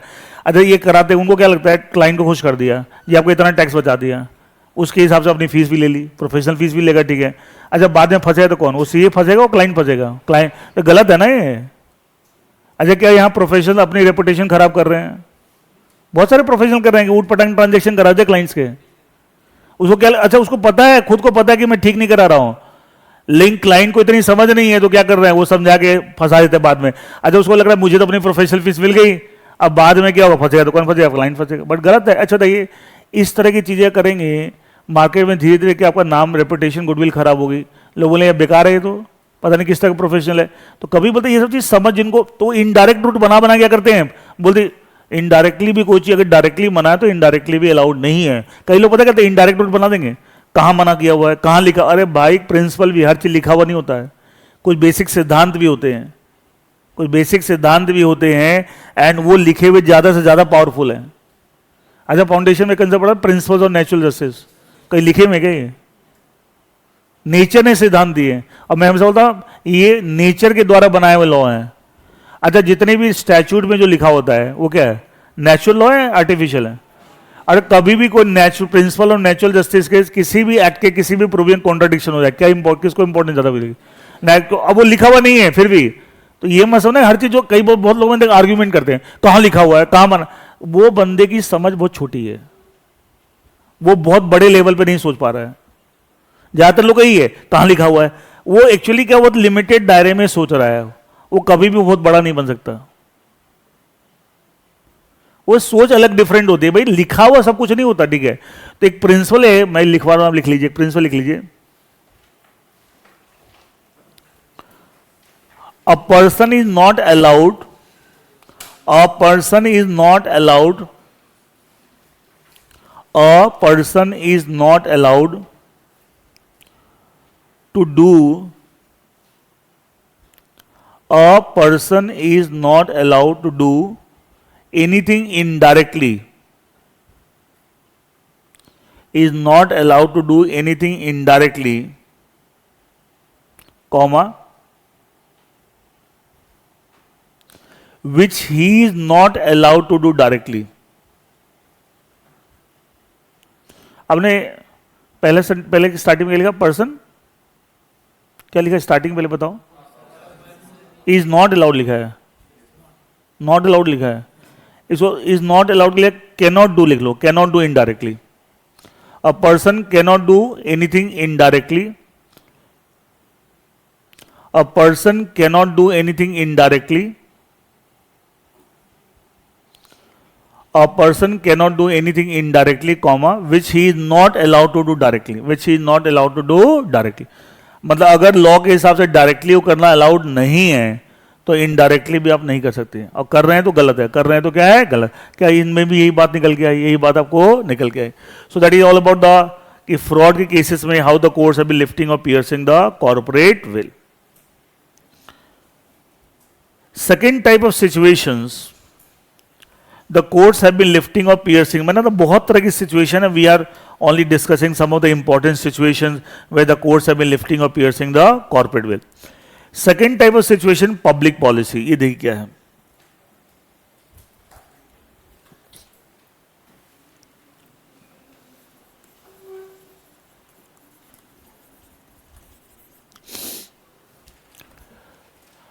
पब्लिक पॉलिसी का मतलब है something which is applicable on everyone, which is applicable on everyone. अच्छा कैसे, not to pollute the environment, is it a public policy और नॉट।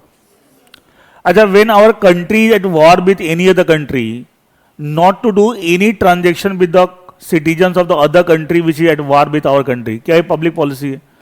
अच्छा आपको याद होगा फाउंडेशन में आपने पढ़ा था कॉम्पिटेंसी टू कॉन्ट्रैक्ट, सेक्शन 11 ही था ना, कॉम्पिटेंट टू कॉन्ट्रैक्ट का क्या मतलब है।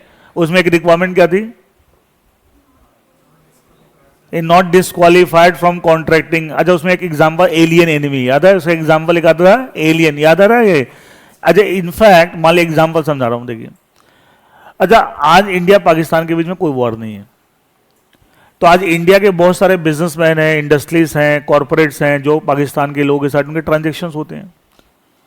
लेकिन मान लिया गॉड फॉरबिड, मान लिया कि इंडिया पाकिस्तान में वॉर हो जाए, तो जो ऑलरेडी ट्रेड चल रहे हैं ना वो भी रुक जाएंगे, जो पहले से जो ट्रेड चल रहे हैं वो भी रुक जाएंगे, नॉट अलाउड, पब्लिक पॉलिसी। अच्छा क्यों, उसका रीजन है भैया जब वॉर चल रहा है तो दोनों कंट्री के लोगों के लिए एक दूसरे कंट्री के लोग वो एनिमीज हैं, अब एनिमीज के साथ आप ट्रेड थोड़ी करोगे, तो बोलते हैं जो पहले से भी कॉन्ट्रैक्ट चल रहे हैं जिसके हिसाब से ट्रांजेक्शन होनी है, माल जाना है, पैसा आना है, वो सब सस्पेंड हो जाएंगे जब तक वॉर चलेगा।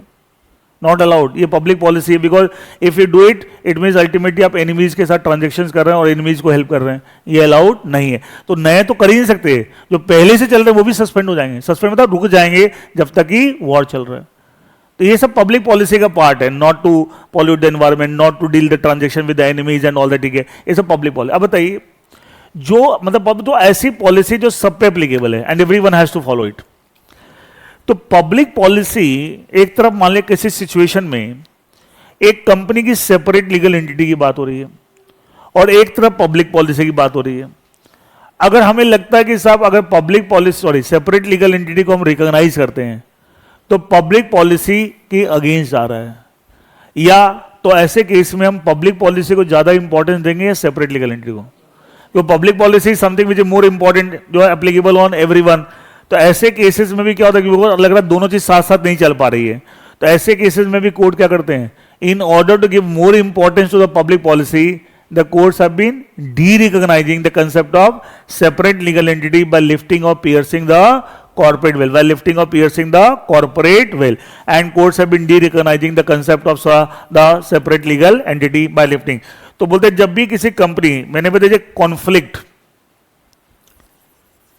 किसके बीच में, separate legal entity of a company and public policy of a country. हमारे देश की पब्लिक पॉलिसी बीच में कॉन्फ्लिक्ट है, तो इसको इंपॉर्टेंस देने के लिए इसको क्या किया था, इग्नोर कर दिया था। कॉन्फ्लिक्ट है, जब कॉन्फ्लिक्ट ही नहीं तो कोई दिक्कत ही नहीं है, भाई दोनों चल रही है कि वेन कॉन्फ्लिक्ट, तो हम इसको इंपॉर्टेंस देने के लिए क्या करते हैं, हम सेपरेट लीगल एंटिटी कंसेप्ट को डी-रिकॉग्नाइज बाय लिफ्टिंग और piercing the corporate will.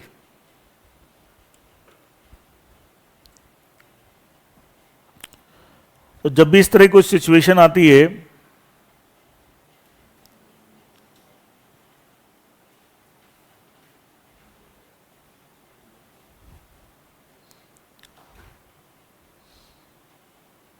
Clear, इससे रिलेटेड एक केस दे रखा आपका, this case that is the Connors brothers versus Connors. देखिए इस केस में क्या हुआ, देखिए ना, where there is a conflict with the public policy the courts will pay regard to the subject, ignore the form, the courts will invariably lift the corporate veil for the protecting the public policy and prevent the transaction which are contrary to the public policy.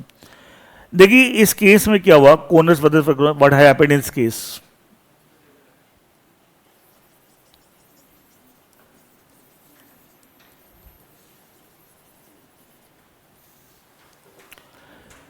in this particular case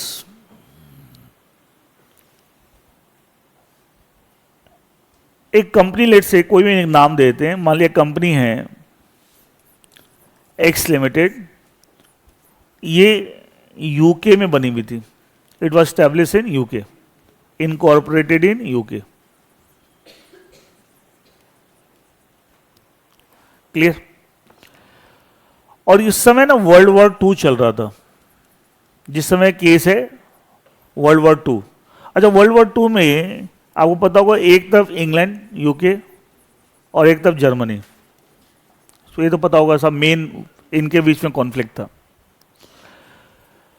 अच्छा, ये x limited company बनी भी थी UK में, लेकिन इस company की majority shoulders Germans थे। हो सकता है जर्मनी के ही कुछ लोगों ने मिलके यूके में बिजनेस करने के लिए यहां कंपनी बनाई होगी एंड ऑल दैट, इसके मेजॉरिटी ऑफ द शोल्डर्स क्या थे, जर्मन से, क्लियर। अच्छा, इंग्लैंड में कोई बैंक, यूके का कोई बैंक इस कंपनी को लोन दे रहा था for some business purpose and all that. अच्छा, लोन किसको मिल रहा है, एक्स लिमिटेड को, X limited company incorporated in UK. अच्छा, इसके majority of the shoulder Germany के हैं, उससे क्या फर्क पड़ता है, अगर हम सेपरेट लीगल एंटिटी कंसेप्ट लगाएं तो ये अलग है और शोल्डर्स अलग है ना, वो जर्मन है ना, ये कंपनी जर्मन थोड़ी है, कंपनी तो कहां, यूके में स्टैब्लिश्ड है, इनकॉर्पोरेट कहां हुई है, यूके में। तो if you apply the concept of separate legal entity, if you apply the concept of separate legal entity, तो हम कहेंगे साहब कंपनी को लोन मिल रहा है, बैंक, एक यूके का बैंक, यूके का कोई बैंक इस कंपनी को लोन दे रहा है, तो अल्टीमेटली इस कंपनी को लोन मिल रहा है not to the shoulder, not to the shoulder, और कंपनी और शोल्डर क्या है, अलग अलग है। लेकिन एक चीज बताओ, जब इस कंपनी को पैसा मिलेगा, उस पैसे से बिजनेस करेगी, क्या बिजनेस की वैल्यू बढ़ेगी, शेयर्स की वैल्यू बढ़ेगी, डिविडेंड मिलेगा, तो अल्टीमेटली पैसा जा कहां रहा है, शोल्ड। तो देखा जाए इफेक्ट अल्टीमेट, इसका मतलब क्या हुआ, यूके का बैंक इस कंपनी को पैसा देके इनको फायदा पहुंचा रहा है ना, और ये, और उस समय इन दोनों कंट्री के बीच में वॉर चल रहा था, तो क्या यूके का जो बैंक है, क्या उसको क्या एनिमीज को हेल्प करनी चाहिए, नहीं। तो एक तरह देखा जाए, आप जो ये लोन दे रहे, इसका इंपैक्ट क्या हो रहा है, एनिमीज को हेल्प मिलेगी, किसको मिलेगी, एनिमीज को, जर्मन्स को हेल्प मिलेगी। लेकिन सवाल उठता, अगर मैं ये बोलूं जी ये अलग है और ये अलग है, सेपरेट लीगल एंटिटी, ये अलग और ये अलग है, तो हम इसको थोड़ी कुछ कर रहे हैं, हम तो इसे दे रहे हैं लोन, तो बैंक किसको दे रहा है, इस कंपनी को दे रहा है, इट मीन कंपनी सेपरेट और ये अलग है। तो सेपरेट लीगल एंटिटी के हिसाब से देखें तो मना नहीं, आप लोन दे सकते हैं, लेकिन क्या is it going against the public policy और नॉट, नहीं, कहीं ना कहीं फायदा तो किसको मिल रहा है, एनिमीज को मिल रहा है। तो क्या इसका था, यहां पे सेपरेट लीगल एंटिटी और पब्लिक पॉलिसी के बीच में क्या हो रहा है, कॉन्फ्लिक्ट हो रहा है, क्या हो रहा है, कॉन्फ्लिक्ट हो रहा है। तो कोर्ट ने क्या किया, किसको इंपॉर्टेंस ज्यादा दिया, पब्लिक पॉलिसी को, एंड उसके लिए क्या किया, इस कंपनी की सेपरेट लीगल एंटिटी को डी रिकॉग्नाइज कर दिया।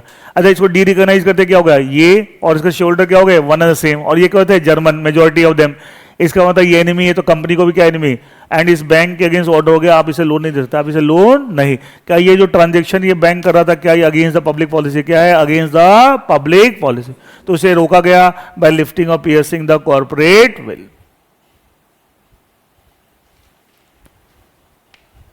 Is it okay with everyone, clear है सबको? So that is the second type of situation the courts have been lifting or piercing the corporate will, कि जब भी कभी कंपनी की सेपरेट लीगल एंटिटी कंसेप्ट और अगर public policy of the country के बीच में क्लैश हो रहा है, तो उस केस में पब्लिक पॉलिसी को ज्यादा इंपॉर्टेंस देने के लिए कोर्ट्स हैव बीन लिफ्टिंग और piercing the corporate veil. Next देखिए,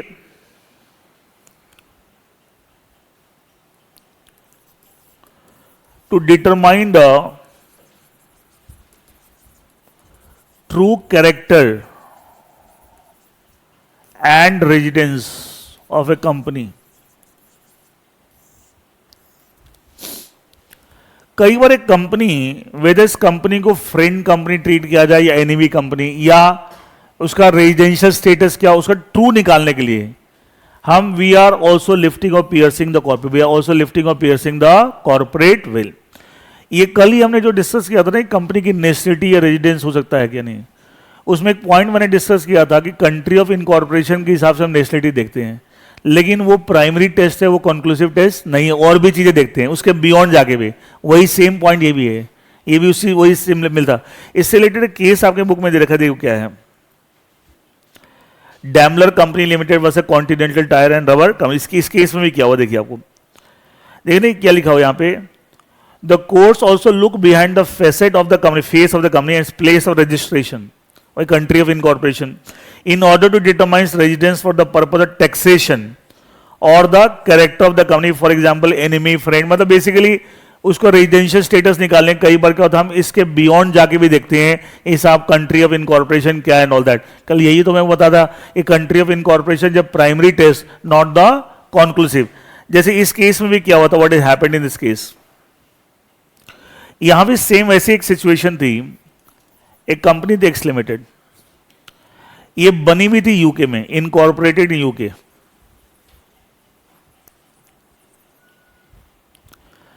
और इसके majority of the share holder German थे। ऐसे सिमिलर केस है, और उस समय यूके और जर्मनी के बीच में वॉर चल रही थी, सेकेंड वर्ल्ड वॉर की सिचुएशन, और ये majority of the share holders कौन थे, जर्मन्स। अब हमको इस कंपनी का अगर रेजिडेंशियल स्टेटस निकालना है यूके के पॉइंट ऑफ व्यू से, अगर यूके के लॉज के हिसाब से, उनके टैक्सेशन लॉज के हिसाब से, तो क्योंकि इनकॉर्पोरेटेड इन यूके है तो इसको ब्रिटिश कंपनी बोलेंगे। हाँ ये सुनो, ब्रिटिश कंपनी। अच्छा ब्रिटिश कंपनी बोलेंगे तो क्या होगा, इसका मतलब उसके ऊपर टैक्स के प्रोविजन अलग चलेंगे। लेकिन अगर आप बोलोगे साहब नहीं, ये ब्रिटिश कंपनी नहीं, मतलब ब्रिटिश कंपनी तो हमारे कंट्री कंपनी, फ्रेंड कंपनी, ठीक है, एनिमी मतलब कि दूसरे कंट्री जिसके साथ हमारा वॉर चल रहा है। अच्छा अगर बोले नहीं ये जर्मन कंपनी है, हमारा जर्मन, क्या टैक्सेशन सेम लगेगा डिफरेंट लगेगा? डिफरेंट होगा ना। ये सुनो, जैसे आप resident India, resident outside India बोलते हैं ना, पीआरआई, पीआर, नाम अलग अलग। अब ये आज का केस थोड़ी है। मतलब कहने का मतलब अगर फ्रेंड कंपनी का मतलब क्या हुआ, हमारी कंट्री कंपनी, ठीक है। एनिमी कंपनी मतलब किसी और कंट्री की, और स्पेशली वो कंट्री जिसके साथ हमारा क्या चल रहा है, वॉर चल रहा है, तो क्या टैक्सेशन अलग तरीके से चलेगा? ये सुनो, तो इसमें क्या हुआ कि जब आप इस कंपनी को देखोगे, सब कंपनी यूके में इनकॉर्पोरेट हुई, तो उसके हिसाब से क्या रहा है, it should be treated by UK taxation laws should be treated a friend company or the enemy company, friend, उसके हिसाब से फ्रेंड कंपनी को इनकॉर्पोरेट कहाँ हुई है, यूके में। लेकिन इसके मेजोरिटी शेयर कौन है, जर्मन है। तो और उसके साथ जर्मनी के साथ वॉर चल रहा था। तो देखा जाए एक सही मायने में, क्या आपको अगर हम सेपरेट, हम बोले ये कंपनी अलग है और ये अलग है, सेपरेट लीगल एंटिटी, तो उससे इसका ट्रू करेक्टर निकल रहा है कि इस कंपनी का ट्रू करेक्टर निकल रहा है, ट्रू रेजिडेंस निकल रहा है? नहीं। तो in order to find the true character हम क्या करेंगे, इसका सेपरेट लीगल एंटिटी को डी रिकॉग्नाइज कर देंगे। अच्छा डी रिकॉग्नाइज करते क्या हुआ, ये और ये क्या हो गए, वन एंड द सेम। और ये जर्मन है, ये एनिमी है, तो क्या इस कंपनी को भी क्या ट्रीट किया गया, as a enemy company, as a. तो कई बार क्या होता है, अगर आप सेपरेट लीगल एंटिटी कंसेप्ट से आप किसी कंपनी का रेजिडेंशियल स्टेटस ये निकाल रहे हैं कि साहब उसका रेजिडेंशियल स्टेटस क्या है, उस पर क्या टैक्स लगना चाहिए, should be treated a friend company और एनिमी कंपनी, बट सही स्टेटस निकल के नहीं आ रहा है by applying the concept of separate legal entity. तो in order to find out the true status or real character of that company, the courts have been lifting और piercing the corporate veil. और इसको आप उससे भी link कर सकते हैं, नेशनलिटी में आप देख लो, कंट्री ऑफ इनकॉर्पोरेशन है, बियॉन्ड जाके हम और भी चीजें देखते हैं। क्या यहाँ भी देख रहे हैं कंट्री इनकॉर्पोरेशन यूके है, फिर भी हम देख रहे हैं साहब मेजोरिटी शोल्डर कौन है, जर्मन से, ये सब चीज देख रहे हैं in order to find out the true character of for the purpose of taxation, for the purpose of taxation. Is that okay? Next, ये आपका बड़ा पॉपुलर केस आप फाउंडेशन में पढ़ा करते थे कि बंदा मल्टीपल कंपनीज बना के टैक्स को इवेड करने की कोशिश कर रहा है, याद है आपने पढ़ा था? ये बहुत फाउंडेशन का आपका पॉपुलर केस था आपका, ठीक है। एक इसमें ये देखा, in the interest of revenue. अच्छा in the interest of revenue का मतलब क्या है? अच्छा सरकार को रेवेन्यू जो मिलता है, टैक्सेशन टैक्स मिलता है, अगर कोई भी कंपनी का सेपरेट लीगल एंटिटी का मिसयूज करके गवर्नमेंट को टैक्स देने से मना कर रहा है या टैक्स को अवॉइड कर रहा है, इवेजन कर रहा है, क्या गवर्नमेंट का टैक्स रेवेन्यू इंटरेस्ट का लॉस हो रहा है? अच्छा सामने वाला ऐसा कर रहा है by misusing what, concept of separate legal entity. तो in order to protect the revenue interest of the government, government का रेवेन्यू इंटरेस्ट लॉस ना हो, कोर्ट्स क्या करते हैं, कोर्ट्स हैव बीन लिफ्टिंग और पियर्सिंग द कॉर्पोरेट विल। ये आपको देखा, formation of companies to divide income and avoid tax, ये वही वाला केस जो आपने पढ़ा था, शरद दिनसो मानिक जी पेटी, ठीक है। अच्छा इसके आगे जो आर ई लिखा हुआ ना, ये जो लिखा हुआ है, कई बार केस लॉ ने लिखते हैं ऐसे, दो तरीके से लिखते हैं, एक लिखते हैं ए वर्सेस बी, और ये कई बार एक पार्टी के नाम से भी केस का नाम लिखते हैं, जैसे यहाँ एक ही पार्टी का नाम है तो उसके आगे कई बार ऐसे लिखते हैं आर ई। ये इंग्लिश का वर्ड नहीं है, ये लीगल वर्ड है, इसका मतलब होता है इन द मैटर ऑफ, लिखना चाहिए लिख दो in the matter of,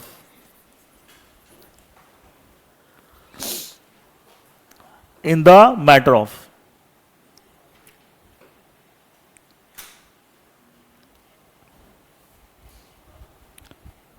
formation, इसमें क्या किया था इस बंदे ने, व्हाट ही हैड डन,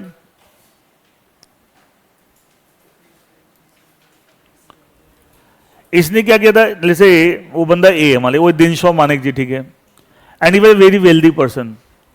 अच्छा इसकी बहुत जगह कई सारी इन्वेस्टमेंट थी, उस इन्वेस्टमेंट पे जो रिटर्न आता था क्या सब इसके हाथ पास आता था? अच्छा इसका टोटल इनकम बहुत ज्यादा हो गई तो अच्छा खासा टैक्स लगता था।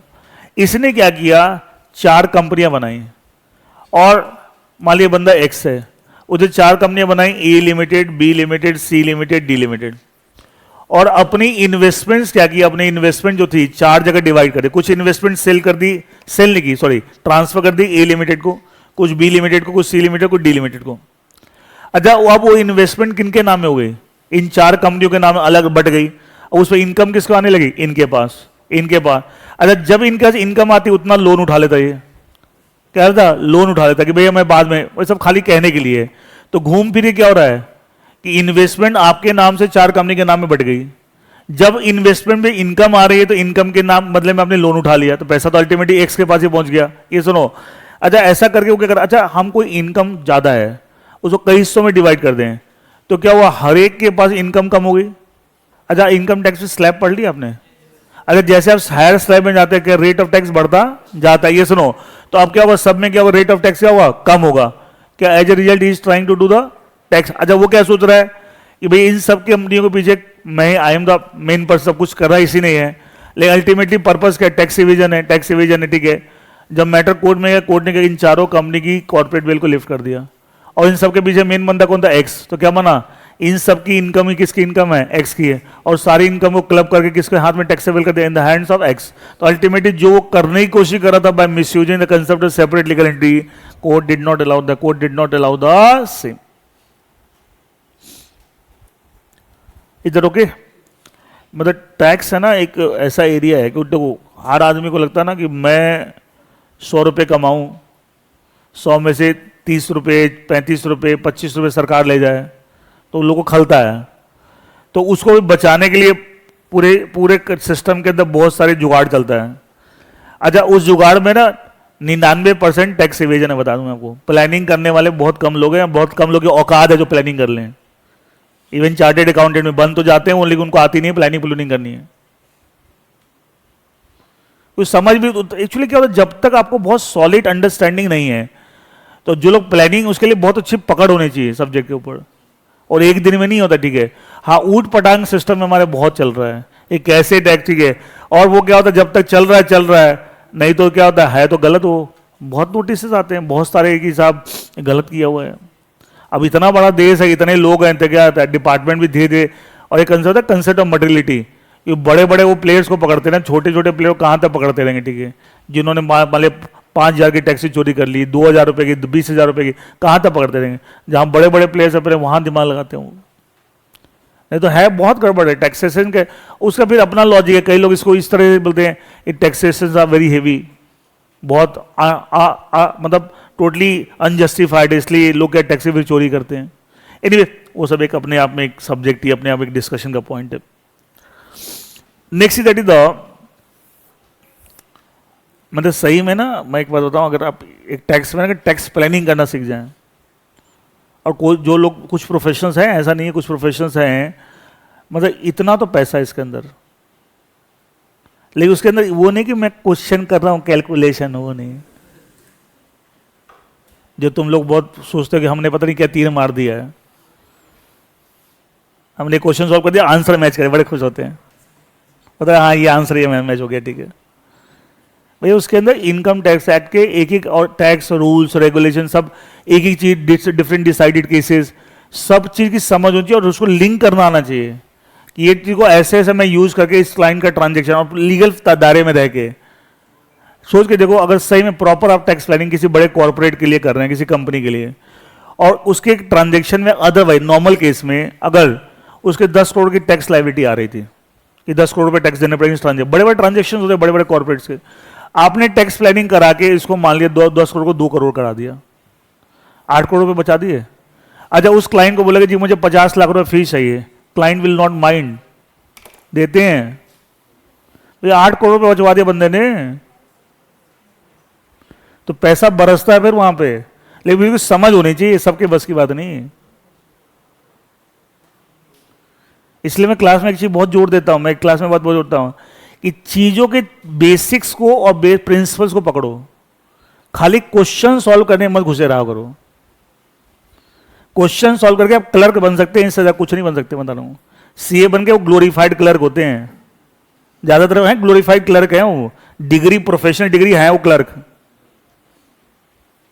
वो काम वही कर रहे हैं जो एक क्लर्क करता है, डिग्री के बाद वो क्लर्क बना हुआ है। तो माइंडसेट ही वैसा है, माइंडसेट नया सोचने का, डिटेल में चीज को समझने का, प्रिंसिपल ही समझने का, लीगल फ्रेमवर्क क्या उसको समझने का है ही नहीं। माइंडसेट क्या है, क्वेश्चन सॉल्व करने का, माइंडसेट खाली एग्जाम पास करने का। तो वो माइंडसेट से कभी ये चीज नहीं आती है, माइंडसेट डिफरेंट होना चाहिए, माइंड में बहुत डिटेल में चीज को समझना है। तो वो जिसका ये माइंडसेट डेवलप हो गया ना, मैं बता रहा हूं, पैसा तो पानी की तरफ, तुम सोच नहीं सकते कितना पैसा लोगों को मिलता होगा। क्लाइंट क्यों माइंड करेगा भैया, क्लाइंट को लगता है कि भैया अदरवाइज हम 10 करोड़ रुपए टैक्स दे रहे थे, अभी भी देखा 2 करोड़ सरकार को दिया, 50 तब भी तो 7.5 करोड़ रुपए बच रहे हैं। सब नहीं, और सबके पास इतनी दिमाग नहीं है कि इतना चीज करके दिखाते हमको। अब तुम ये मत सुना कि सर इंडिया में इतने लोग हैं, इतने प्रोफेशनल है, भैया हैं, लेकिन जो सही में इस तरह की समझ रखते हैं वो बहुत गिने चुने लोग हैं, बहुत गिने चुने लोग हैं, है ही नहीं लोग के पास। उसके लिए मेहनत करनी पड़ती है, समझना आपको चीज़ को, हर चीज़ को बहुत बारीकी से, बहुत पेशेंस चाहिए, बहुत आपको एक पकड़ होनी चाहिए, ठीक है। एनीवे नेक्स्ट देखिए, एक्चुअली वो क्या करता था, उसको पैसा भी तो चाहिए था ना। वो क्या करता था, जैसे कंपनीज के पास जब रिटर्न्स इन्वेस्टमेंट पे जो भी रिटर्न आता था, मान लिया आपने किसी जगह एफडी कर रखी है, तो एफडी पे इंटरेस्ट आएगा, तो पहले वो इंटरेस्ट तो एक्स के पास आता था, अब किसके पास आ रहा है, उन 4 कंपनी में जैसे एफडी बांटी है, तो एक्स अगर सोचो वो पैसा सारा वही कंपनी के पास है, तो वो क्या खाली देखने के लिए थोड़ी बैठा है। अल्टीमेटली आदमी को पैसा तो चाहिए ना, कि भाई मैं पैसे को यूज करूंगा, अच्छी लाइफ जीऊंगा, ठीक है, उसको पैसा सारा कंपनी के पास जा रहा है, कंपनी से निकाले कैसे, तो क्या करता था वो, कंपनी से लोन ले लेता था, तो लोन ले लिया तो क्या पैसा अल्टीमेटली घूम फिर के क्या हुआ, आपके पास आ गया ना। वो खाली नाम के लिए लोन है, उसको पता कि फ्यूचर में कभी मैंने चुकाना ही नहीं है, ये तो मेरे ही। अच्छा, मांगने वाला कौन है, कंपनी के मैनेजमेंट में मैं ही बैठा हूं।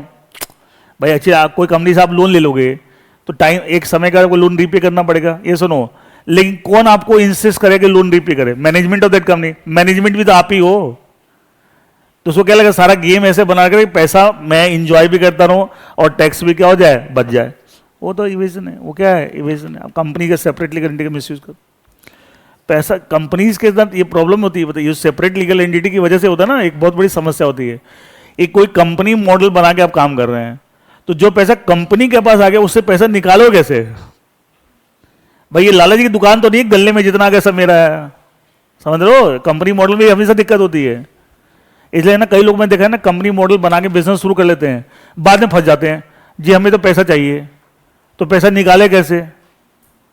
तो ये बात पहले प्लान करनी चाहिए ना, भाई कैसे करना है, फिर उल्टे सीधे तरीके लगाते हैं, बहुत सारे इलीगल तरीके लगाते हैं, ऐसे कर लो, वैसे कर लो, ये कर लो, वो कर लो। हाँ नहीं, वो तो मैंने बताया रेवेन्यू इंटरेस्ट में, वही मैंने बताया था। रेवेन्यू में तो बेसिकली कंसेप्ट ये है कि कभी भी आपको लगता है कि सब सेपरेट लीगल एंटिटी कंसेप्ट में कोई मिसयूज करके अगर गवर्नमेंट का टैक्स वगैरह चोरी करने की कोशिश कर रहा है, वो रेवेन्यू इंटरेस्ट, तो गवर्नमेंट के रेवेन्यू इंटरेस्ट को प्रोटेक्ट करने के लिए, अच्छा टैक्सेशन क्या गवर्नमेंट का बहुत बड़ा रेवेन्यू इंटरेस्ट है, ये सुनो, तो उसे सेव करने के लिए the courts have been lifting और पियर्सिंग द कॉर्पोरेट बिल, और कुछ नहीं। देखिए एक और केस आपका, देखो मैं इसलिए सब चीज बताता हूँ, कल के दिन आप अगर अच्छे माइंडसेट से डेवलप कर जाओ। अब ये ना मेरा एक स्टूडेंट था, आप ही जैसे, अब वो फाइनल इंटर पास हो गया, वो आर्टिकलशिप स्टार्ट हुई, तो आर्टिकलशिप का जब उसका इंटरव्यू जहाँ हुआ उसका, अब ऑलरेडी आर्टिकलशिप चालू हो गई उसकी, तो उसे पूछा कि आप किस फील्ड में मतलब आपने आपको डेवलप करना थे, तो बोला सर टैक्स में लिटिगेशन मतलब जब आपने discussion, arguments, interpretation and all that, litigation ना, court cases and all that. एक तो टैक्स में आप प्रोफेशनल हिसाब आप रिटर्न बना रहे हैं, फलाना बना टैक्स, ठीक है, एक लिटिगेशन में आ जाता हूँ, समझ रहे हो। तो उसके जो बॉस थे जो उन्होंने इंटरव्यू लिया, तो बोला लिटिगेशन में नॉर्मली सीए और भी आर्टिकलशिप में ऐसी बातें कोई बोलता नहीं, इतना तो उसे पता ही नहीं होता। तो बोले तुम्हें किसने बताया, तो उसने मेरा नाम बता दिया कि सर हमारे सर थे, उन्होंने बोला कि ये सब चीज़ ट्राई करना, इसके अंदर बड़ा स्कोप है। तो चांस के बाद जिसको नाम बताया था वो बंदा मुझे जानता है, तो उसने बोले कि तुम, वो तो सीएस में ज़्यादा पढ़ाते हैं, ठीक है, वो लॉ ज़्यादा पढ़ा, बोला सब सीए में हमें लॉ पढ़ा, ठीक है, बोला। तो बोला ये, तो उन्होंने बोला कि ये अप्रोच जो है ना बहुत कम लोगों के पास होती है, ज़्यादातर लोग तो वही जोड़ घटा, वही ठीक है, मैं बात रहा हूँ कुछ मिलने जाना नहीं है इसमें, और फ्यूचर में तो ये काम सब खत्म हो जाने हैं। अच्छा आर्टिफिशियल इंटेलिजेंस है क्या, इस तरह के जो कैलकुलेशन वाले काम हैं क्या सब जीरो हो जाएंगे, ये सुनो काफ़ी हद तक तो हो चुके हैं और आगे और खत्म हो जाएंगे, कुछ नहीं बचने वाला है सब, ठीक है, क्योंकि है ही नहीं कुछ, सब सॉफ्टवेयर सब ऑटोमेटिक, सब कुछ ऑटोमेट हो जाएगा। लेकिन कोई एक चीज, एक कोर्ट में कोई रोबोट खड़ो के केस आर्ग्यू कर सकता है क्या, वो पॉसिबल नहीं है ना। इंटरप्रिटेशन लॉ कर सकता है, वो पॉसिबल नहीं है। तो अल्टीमेटली उसमें तो आप बोलते हैं कि कहते ही हैं हर प्रोफेशन में, ये खाली सीए में नहीं है, हर प्रोफेशन बोल रहे हैं, दिमाग आप उस फील्ड में लगाओ जहां आपको टेक्नोलॉजी रिप्लेस नहीं कर सके, और हर वो काम जो टेक्नोलॉजी आपको रिप्लेस कर सकती है, तो अल्टीमेटली आप रिप्लेस होंगे। अच्छा टेक्नोलॉजी से काम करना क्या सस्ता पड़ता है, हाँ या ना, सस्ता पड़ता है, इकोनॉमिकल होता है, फास्ट होता है। तो सामने वाला बंदा बोलेगा जब सब कुछ एडवांटेज है तो मैं क्यों ह्यूमन रिसोर्स रखूंगा। तो सोच के देखो ना, तो हर वो चीज जो टेक्नोलॉजी से रिप्लेस हो जाती है वहां दिमाग ही नहीं लगा। अब तो बोलते हैं इतना चेंज आएगा फ्यूचर में, इतना चेंज आएगा आप देखिए, तो बोला हर वो दिमाग वहां लगाई जो टेक्नोलॉजी रिप्लेस नहीं कर सकती। ये मंत्र आज के दिन और हर प्रोफेशन के साथ है कि don't do that those thing. पता है यूएस के अंदर इंजीनियरिंग होना बंद हो गया है, इंजीनियरिंग जो कोर्सेज हैं काफी कम हो गए हैं। बंदा बोलता है साहब जो काम करना है उसको डेवलप करो, आपको आर्टिफिशियल इंटेलिजेंस जाना है, आपको इसमें जाना है, उसमें जाना है, वो काम सीखिए, पूरी इंजीनियरिंग करने क्या होते हैं।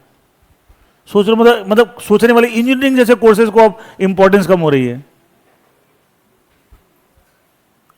तो बोलते ये और आगे का समय तो मतलब बहुत बहुत ज्यादा मतलब डिफरेंट आने वाला है, ये बात मैं पहले बता रहा हूं आपको, ठीक है। थिंग्स आर गोइंग टू, तो इसलिए माइंड भी थोड़ा सा वैसा कि भाई ये नहीं कि हम एक चीज में टिके में बस उसी टिके में टिके, वो काम ही नहीं करेगा, ठीक है। Next is avoidance of welfare legislation. अच्छा जितने भी लेबर लॉज होते हैं, ये इस केस में वही सीआईटी वैसे उसमें बेसिकली क्या लिखा हो देखो, the court has a power to disregard the corporate entity if it is use, मतलब basically corporate for tax evasion. अच्छा टैक्स इवेजन अगर आप करेंगे तो गवर्नमेंट का रेवेन्यू इंटरेस्ट लॉस हो रहा है ना, तो गवर्नमेंट का रेवेन्यू इंटरेस्ट को बचाने के लिए कोर्ट्स क्या करते हैं, they have been lifting or piercing the corporate और circumvent वही avoid the tax obligations, circumvent is avoid। अच्छा जितने भी लेबर लॉज हैं primarily they are meant for the welfare of home workers, labour के वेलफेयर के लिए बनते हैं। तो उसमें जितने भी लेबर लॉज हैं उसके अंदर एक लेबर लॉ है पेमेंट ऑफ बोनस एक्ट, क्या नाम है, पेमेंट ऑफ बोनस एक्ट। अच्छा सुना हुआ बोनस मिलता है आपको वर्कर्स को एंड ऑल, ठीक है, पेमेंट ऑफ बोनस एक्ट। अच्छा है ना, वैसे एक चीज था पेमेंट ऑफ बोनस एक्ट है ना वर्कर्स के लिए है। तुम कई बच्चे बोलते होंगे सर क्या बात करते हो, मेरे पापा तो बहुत सीनियर है उनको भी बोनस मिलता है, ठीक है, आप बोल रहे वर्कर्स के लिए होता है। देखो चीजें इतनी हैं, तो मेरे को तो अगर कोई फ्री हैंड दे देना, मतलब दिक्कत क्या होती है सिलेबस भी खत्म करना है, ठीक है, तो मैं डिस्कशंस में बहुत चीजें आपको ऐड कर, लेकिन कुछ थोड़ी बहुत तो कोशिश मेरी होती है कि बियॉन्ड द सब्जेक्ट भी चीजें आपको थोड़ी सी पता होनी चाहिए। एक्चुअली एक तो लॉ से गवर्न होता bonus, payment of bonus act. इसके अलावा ऑलमोस्ट हर ऑर्गेनाइजेशन में अपना भी एक सिस्टम उनका होता है, उसके हिसाब से बोनस देते हैं। तो जो पेमेंट ऑफ बोनस एक्ट के हिसाब से जो एम्प्लॉय कवर नहीं होते उनको ऑर्गेनाइजेशन बोनस दे ना दे कितना दे वो अपने उसके अपने एचआर, सुना एचआर पॉलिसी होती है एचआर अपने अपने ऑर्गेनाइजेशन की, उसके हिसाब से वो पे करते हैं, ठीक है। तो it is not being governed by the law. लेकिन जो वर्कर्स क्लास है उसमें एक लिमिट दे रखी कि इतनी सैलरी तक जिसकी ये वेजेज है, they are govern by the payment of bonus act. इसका मतलब औरों को जो मिल रहा है जो उस एक्ट से गवर्न नहीं हो रहा, वो हर कंपनी की अपनी आपकी इंटरनल पॉलिसी के हिसाब से मिल रहा है, एज सच लॉ से गवर्न नहीं हो रहा, ऐसा लॉ से गवर्न नहीं हो रहा। क्लियर है? इसका मतलब ये नहीं कि साहब मैं खुद जानता हूं मिलता है, ठीक है, बट क्वेश्चन नहीं हर चीज इस एक्ट से गवर्न हो जरूरी नहीं है ना, ठीक है। अच्छा सुना प्रोविडेंट फंड है, सुना पीएफ कंट्रीब्यूशन है, सुना एम्प्लॉयर पीएफ कंट्रीब्यूशन एम्प्लॉय। तो जब पीएफ एक्ट पढ़ोगे ना तो एक लिमिट है कि इतनी सैलरी से अगर ज्यादा आपकी है तो आप पीएफ एक्ट में कवर नहीं होते हैं, मतलब आपको कोई कंट्रीब्यूशन देने की जरूरत नहीं है, कटवाने की जरूरत नहीं है, ठीक है। लेकिन ज्यादातर लोग कटवाते, उसमें फिर ये लिखा इससे ज्यादा है तो आप कवर्ड नहीं है, लेकिन आपको अगर ऑफ वॉलेंटरली इसका पार्ट बनना चाहे बन सकते हैं। तो फर्क है ना लॉ में, ठीक है। तो कुछ लोग होते हैं जी मुझे नहीं कटवाना, मुझे पूरे पैसे चाहिए, मत कटवाओ अगर आप उसके लिमिट से ऊपर हैं। तो जितने भी लेबर लॉज है बेसिकली वर्कर्स के लिए बने हैं, ठीक है। हाँ कई जगह आप उसका बेनिफिट लेना चाहें वॉलेंटरली एंड ऑल दैट अलग बात है। अच्छा पीएफ में कंट्रीब्यूशन होने से क्या इसी बहाने एक सेविंग हो जाती है, पैसा इकट्ठा। अच्छा उसके बाद क्या फ्यूचर में इंटरेस्ट के साथ पैसा मिलता है, ये सुनो। और वो इकट्ठा होते होते कई बार लोग जब रिटायर करते हैं तो अच्छा खासा पैसा हो, सुनो कई लोग सब रिटायर हुए आपको उसका इतना पैसा मिला कि उससे हमने बच्चों के आपको हायर एजुकेशन, घर बना लिया, बच्चों की शादी का सब उसी से कर दिया, इतने पैसे इकट्ठे हो गए। तो एक कंपलसरी सेविंग हो रही है ना कि वो पैसा आपके हाथ नहीं बोलता पैसा हाथ में खर्च हो जाता है, ठीक है। तो आपके हाथ में वो पैसा आया ही नहीं, कट के ही सैलरी मिल रही है। तो इसलिए कई लोग although they are not required by law कि उनका पीएफ कंट्रीब्यूशन कट के जमा हो, लेकिन वो करवाते हैं, कारण इसी बहाने अच्छा खासा पैसा इकट्ठा हो जाता है। देखिए अवॉइडेंस ऑफ वेलफेयर लेजिस्लेशन, इसमें ये पेमेंट ऑफ बोनस एक्ट से रिलेटेड देखिए क्या है।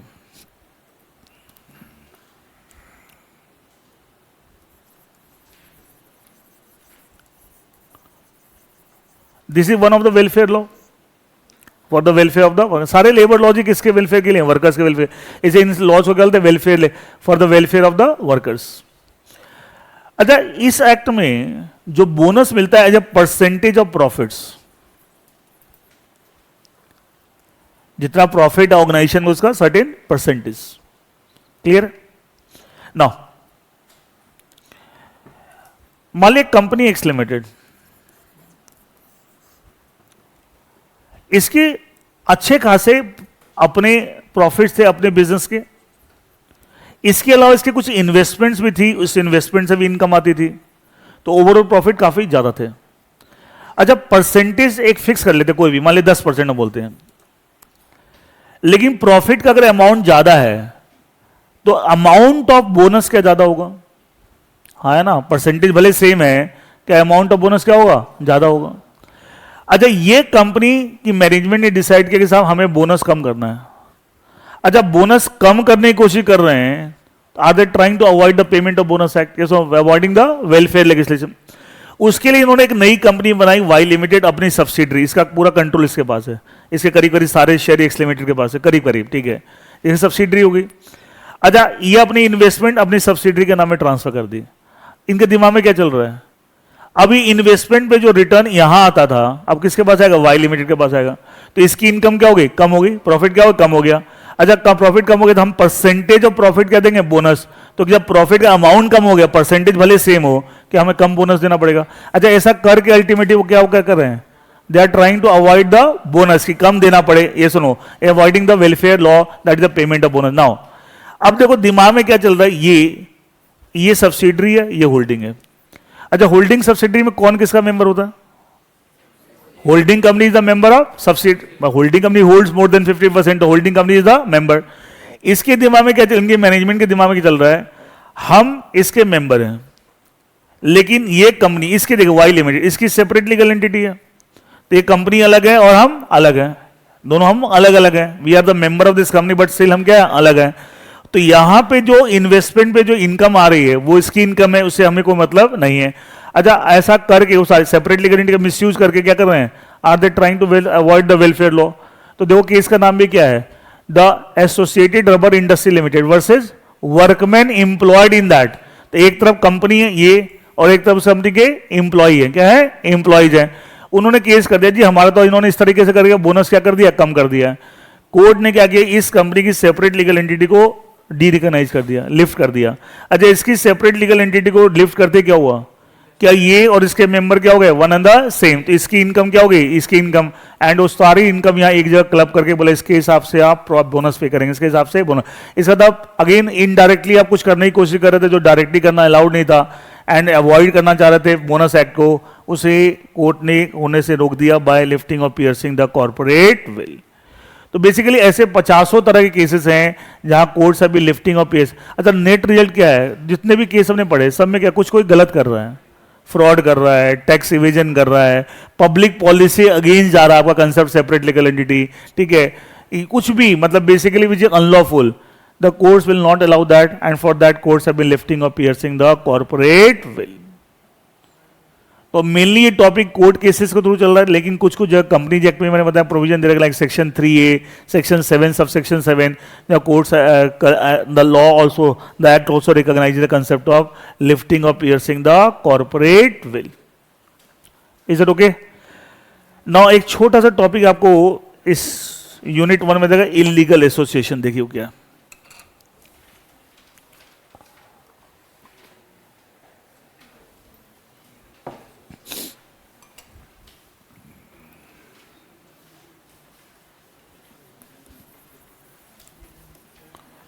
Illegal association.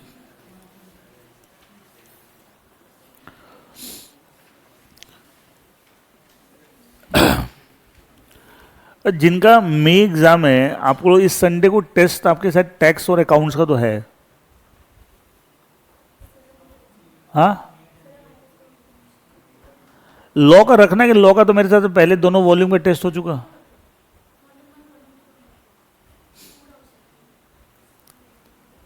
चलो मैं व्हाट्सएप ग्रुप के अंदर इंफॉर्मेशन दे दूँ।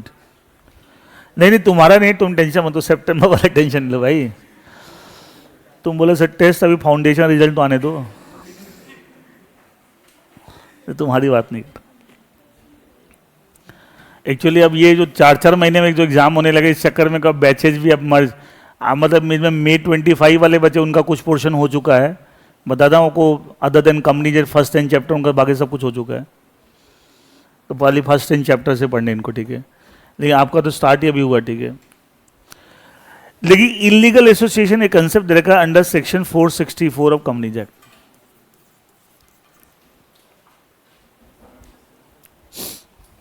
ऑल्दो 464 आपको सिलेबस में वैसे नहीं, लेकिन इसका रेफरेंस कई जगह आता है, तो रेफरेंस आता तो मैं थोड़ा सा आपको डिस्कशन कर देंगे। देखिए, दिस सेक्शन से दैट कोई भी एसोसिएशन ऑफ पर्सन है,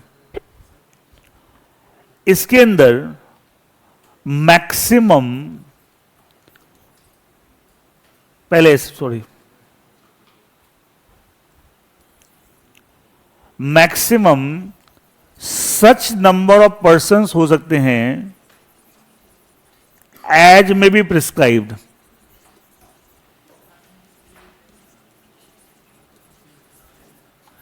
विदाउट रजिस्ट्रेशन।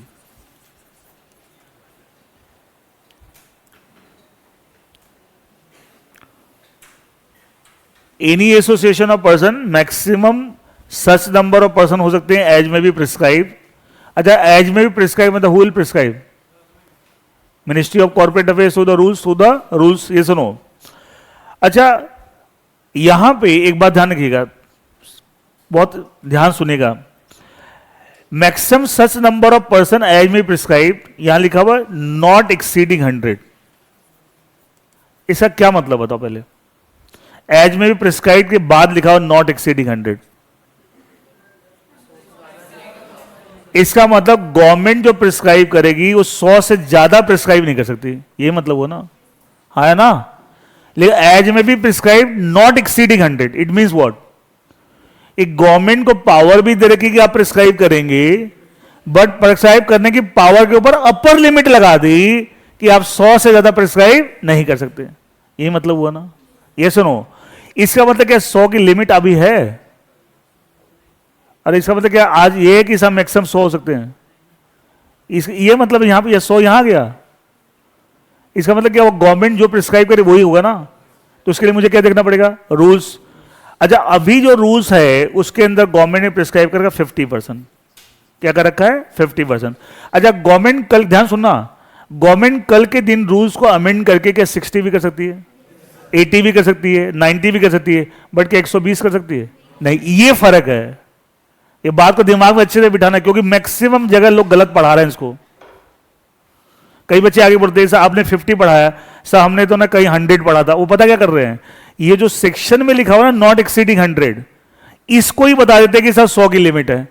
अरे भाई 100 की लिमिट अभी नहीं है, गवर्नमेंट जो प्रिस्क्राइब करने की जो पावर। अच्छा, पहली बात, ये मैक्सिमम कितने हो सकते हैं विदाउट रजिस्ट्रेशन, एज में भी प्रिस्क्राइब, तो ये तो हमें देखना पड़ेगा ना गवर्नमेंट क्या प्रिस्क्राइब कर रही है, तो वो कहां देखना पड़ेगा? रूल्स में। तो कई लोग रूल्स जाके चेक ही नहीं करते, बस यहां लिखा नॉट एक्सीडिंग 100, इसी को बता देते। अरे भाई, ये तो गवर्नमेंट की प्रिस्क्राइब करने की पावर के ऊपर हमने क्या लगा रखा है? अपर लिमिट लगा दी है पार्लियामेंट ने, लेजिस्लेचर ने, कि आप 100 से ज्यादा प्रिस्क्राइब नहीं। अच्छा, मान ली कभी कभी ऐसा हो, गवर्नमेंट रूल्स के अंदर 50, अभी 50 लिखा हुआ है, अब गवर्नमेंट आपको रूल्स के अंदर बढ़ाते बढ़ाते 100 तक चली जाए, और फिर लगे कि साहब अब 100 से ज्यादा की भी जरूरत है, तो क्या उसके अंदर गवर्नमेंट डायरेक्टली कर लेगी या सेक्शन 464 पार्लियामेंट से अमेंड होगा?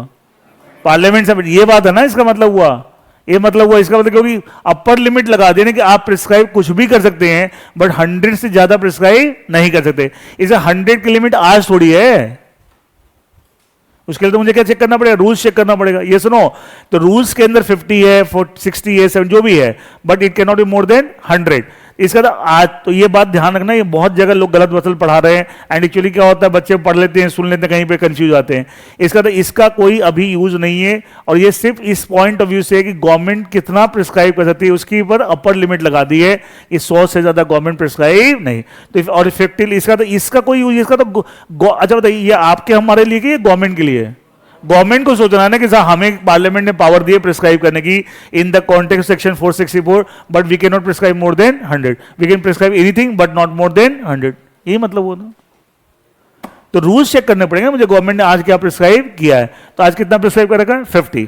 तो नेट रिजल्ट क्या निकला, ध्यान रखना ये 100 में कंफ्यूज मत होना, ये बहुत बच्चे कहीं कहीं सुन के आते हैं, कई बच्चे बोलते हैं हमें 11-12 में पढ़ाया गया था कि 100 एंड ऑल दैट, ठीक है, तो डोंट गेट कंफ्यूज, वो गड़बड़ कहां से हो रही है, वो लैंग्वेज को मिस इंटरप्रेट कर जाते हैं। अब नेट रिजल्ट आज के दिन क्या है, अगर रूल्स को मिला के देखें, कि किसी भी एसोसिएशन ऑफ पर्सन में मैक्सिमम 50% हो सकते हैं, लेकिन अभी बात खत्म नहीं हुई है, विदाउट रजिस्ट्रेशन। अगर उस एसोसिएशन का कोई रजिस्ट्रेशन नहीं है, and association of person should be for profit making, objective के साथ टू एक्विजिशन ऑफ गेन, पैसा कमाने का ऑब्जेक्टिव है। इन अदर वर्ड्स अगर 50 तक है तो रजिस्टर्ड है, नहीं रजिस्टर्ड को फर्क पड़ता है नहीं, लेकिन अगर मोर देन 50 है, अगर मोर देन 50% है, क्या रजिस्ट्रेशन बिकम्स कंपलसरी, और अगर मोर देन 50% और रजिस्ट्रेशन नहीं करा रखा है, ये है लेकिन रजिस्ट्रेशन नहीं हो रखा, then it becomes the illegal association, that it becomes the illegal association, that it becomes the illegal association. इसलिए याद होगा कई बार फाउंडेशन में पार्टनरशिप फर्म कंपनी को हम डिफरेंस कई जगह मैंने लिखा था कि पार्टनरशिप फर्म के मैक्सिमम 50 पार्टनर हो सकते हैं विदाउट रजिस्ट्रेशन, याद है, बताया था, और अगर रजिस्टर्ड है तो उसके 50 से ज्यादा भी हो सकते हैं, याद है, कई यहीं से डिराइव किया था। अच्छा, partnership firm is also an association of person, सबकी बात कर रहे हैं, इज दैट ओके? इसका था कोई भी एसोसिएशन ऑफ पर्सन है विद प्रॉफिट मोटिव, 50 तक अगर हैं आपके बंदे, रजिस्टर्ड हैं नहीं रजिस्टर्ड है कोई फर्क नहीं पड़ता, 50 से ज्यादा है रजिस्टर्ड होना जरूरी है।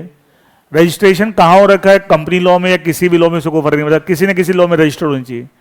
अगर आपका 50 से ज्यादा रजिस्टर्ड नहीं है, that association is an illegal association, that association is an illegal association, is that clear?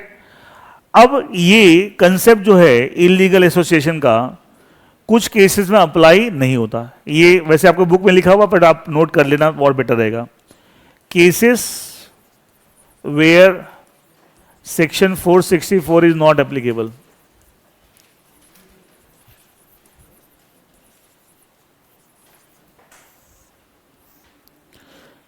जहां पे 464 एप्लीकेबल नहीं है, मतलब कि इलीगल है, कंसेप्ट ही नहीं लगता। अच्छा, अभी मैंने बोला कौन से एसोसिएशन पर्सन, प्रॉफिट मोटिव, तो इसका non profit organisation association person. अच्छा, इसका मतलब तुम नॉन प्रॉफिट कंपनी मत पकड़ लेना, मैं एसोसिएशन पर्सन बोल रहा हूं, कोई भी एसोसिएशन पर्सन जो विदाउट प्रॉफिट मोटिव काम करे, चैरिटेबल काम करे, सोशल काम कर रही है, उनके कितने बंदे हैं, रजिस्टर्ड है नहीं है, कोई मतलब नहीं, हमें सेक्शन 464 नहीं लगाना है। Clear? Is it okay? Number 2, क्योंकि हम सेक्शन 460 बोलते हैं ऐसे जो जिसका पर्पज एक्विजिशन ऑफ गेन, उस पे ही लगा रहे हैं हम, तो इसका हम एक्विजिशन ऑफ गेन नहीं है, नॉन प्रॉफिट बेसिस पर काम करें, चैरिटेबल, सोशल, ऑल दैट, तो उस पर ये कंसेप्ट नहीं लगता, तो उसमें फिर रजिस्टर्ड है नहीं है, कितने बंदे, हमें कुछ चेक नहीं करना, वो कभी इलीगल हो नहीं सकती बिकॉज ऑफ सेक्शन 464। नाउ दूसरा, Hindu undivided family, HUF, Hindu undivided family, इसके ऊपर भी ये नहीं लगता। अच्छा, HUF में क्या by birth a person becomes a part of the family business, मतलब बाय स्टेटस, तो ऐसे तो एक फैमिली के अंदर कितने बंदे भी हो सकते हैं और रजिस्टर्ड नहीं हो तो कोई फर्क नहीं, उससे कोई मतलब नहीं, सेक्शन 464 अप्लाई नहीं होता। क्लियर है? तीसरा, forms of professionals who are governed by special acts, govern by special acts. अच्छा बताइए, 2 या 2 से ज्यादा चार्टेड अकाउंटेंट एक CA पार्टनरशिप फॉर्म बना के प्रैक्टिस कर रहे हैं, तो उसके ऊपर खाली इंडियन पार्टनरशिप एक्ट लगता होगा या चार्टेड अकाउंटेंट एक्ट भी लगता होगा? चार्टेड अकाउंटेंट, उसमें भी बहुत सारे प्रोविजन है, स्पेशल एक्ट, ये सुनो, 2 या 2 से ज्यादा कंपनी सेक्रेटरी, एडवोकेट, तो उनके सबके स्पेशल एक्ट है, company secretaries act is there, advocates act is there for advocates. तो जो फॉर्म्स ऑफ प्रोफेशनल की फॉर्म है, मतलब जहां 2 या 2 से ज्यादा प्रोफेशनल फॉर्म बना के काम कर रहे हैं, और जो उन फॉर्म को स्पेशल एक्ट है, जिनके chartered accountant act, company secretaries act, advocate act, उनके को इसमें भी अप्लाई नहीं होता। क्लियर है? वहां वो रजिस्टर्ड है नहीं है, उसमें कुछ को मतलब सेक्शन 460 लगाना नहीं है। चौथा, खुद सोच के बताना, क्या सेक्शन 464 कंपनी पे लग सकता है? क्यों नहीं लग सकता? कंपनी तो हमेशा रजिस्टर्ड होती है। ये तो कंसेप्ट ही कब लगता है? जब 50 से ऊपर हैं और रजिस्टर्ड नहीं है, तब क्या है? इलीगल। कंपनी तो इवन आप दो बंदों से ही बनाओगे, प्राइवेट कंपनी बनाओगे, तो क्या हमेशा कंपनी की डेफिनेशन क्या है? Company means a company incorporated form and registered. ये तो कभी हो नहीं सकती। इसलिए कई बार एक चीज बोली जाती है, ये जो concept of illegal association companies act में दे रखा है, सेक्शन 464, लेकिन कंपनी पे नहीं लगता, ये और एसोसिएशन पर्सन पे लगता है। क्या पार्टनरशिप फर्म पे लग सकता है? यस। या और भी कोई एसोसिएशन पर्सन है with objective is making gain and all that, ठीक है, वहां लग सकता है। लेकिन तो कई बार इसको क्रिटिसाइज भी करते हैं, कंपनी एक्ट में क्यों दे रखा है? तो हम पार्टनरशिप एक्ट पढ़ते हैं लेकिन लगाते ही हैं, क्योंकि ये कोई भी एसोसिएशन पर्सन की बात कर रहा है। कंपनी पे लगा नहीं सकते भाई, company is always registered, company is always registered. वहां 50 से मतलब ही नहीं है, कंपनी बनती ही रजिस्ट्रेशन के थ्रू है। Is that okay with everyone? अब एक और बात देखिए आप, हम ये बोल रहे हैं कि सब एचयूएफ पे, हिंदू अनडिवाइडेड फैमिली पे सेक्शन 464 नहीं अप्लाई होता। लेकिन मान लिया एक एचयूएफ 1 है, ये नोट कर लेना, एक दूसरी है एचयूएफ 2, दो हिंदू अनडिवाइडेड फैमिली है, एचयूएफ 1 एचयूएफ 2। अच्छा, एचयूएफ का कर्ता होता है, मान लीजिए कर्ता K1, इसका कर्ता K2। इन दोनों के कर्ता ने on behalf of their respective HUF एक पार्टनरशिप फॉर्म बनाई। क्या बनाई? Partnership form. दोनों एचयूएफ के कर्ता ने on behalf of the HUF क्या बनाई? Partnership form. तो क्या इस पार्टनरशिप फॉर्म के ऊपर क्या 464 लगेगा? इन पे तो नहीं लग रहा, इस पे लगेगा ना? दोनों में तो फर्क है, इन पे नहीं लग रहा, इस पे लगेगा। अच्छा, जब इस पे लगेगा तो हम 464 में क्या देखते हैं कि भाई 50 तक अगर पार्टनर है, पार्टनरशिप फॉर्म की बात कर रहे हैं, तो रजिस्टर्ड हो नहीं हो कोई फर्क नहीं पड़ता। 50 से ज्यादा तो रजिस्टर्ड होनी चाहिए, otherwise it become the illegal, यही पढ़ते हैं। तो इसका तो मुझे पार्टनर देखने पड़ेंगे, कौन है ना? तो कौन कौन पार्टनर इसके? इसके सारे जो फैमिली मेंबर है सब इसके पार्टनर हो जाएंगे, और इसके भी सारे फैमिली में। लेकिन इन दोनों के फैमिली मेंबर माइनर को छोड़ के, क्यों? याद है, minor can not become the partner form. याद आ गया अब ये सब चीजें? माइनर का भी पार्टनर। अच्छा, कई बच्चे पढ़ के आए हैं अगर, तो एक गलत इंप्रेशन अगर कैरी कर रहे हैं जी, हमने तो पढ़ा था minor can become a partner for profit. गलत, माइनर कभी पार्टनर नहीं बनता। Being admitted to the benefits of the partnership firm is a separate different thing. Section 30 of the Indian Partnership Act में पढ़ा होगा कि माइनर को एडमिट करें with the consent of all the partner, वो पार्टनर नहीं बनता।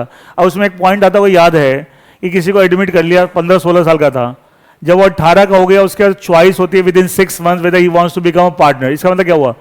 अब वो पार्टनर बन सकता है जब वो मेजर हो गया। इसका तो 15 साल की उम्र में जो एडमिट हुआ था उसमें पार्टनर बना था क्या? तो पहले ही पार्टनर, तो फिर अब क्यों बोलना कि पार्टनर बन सकता है?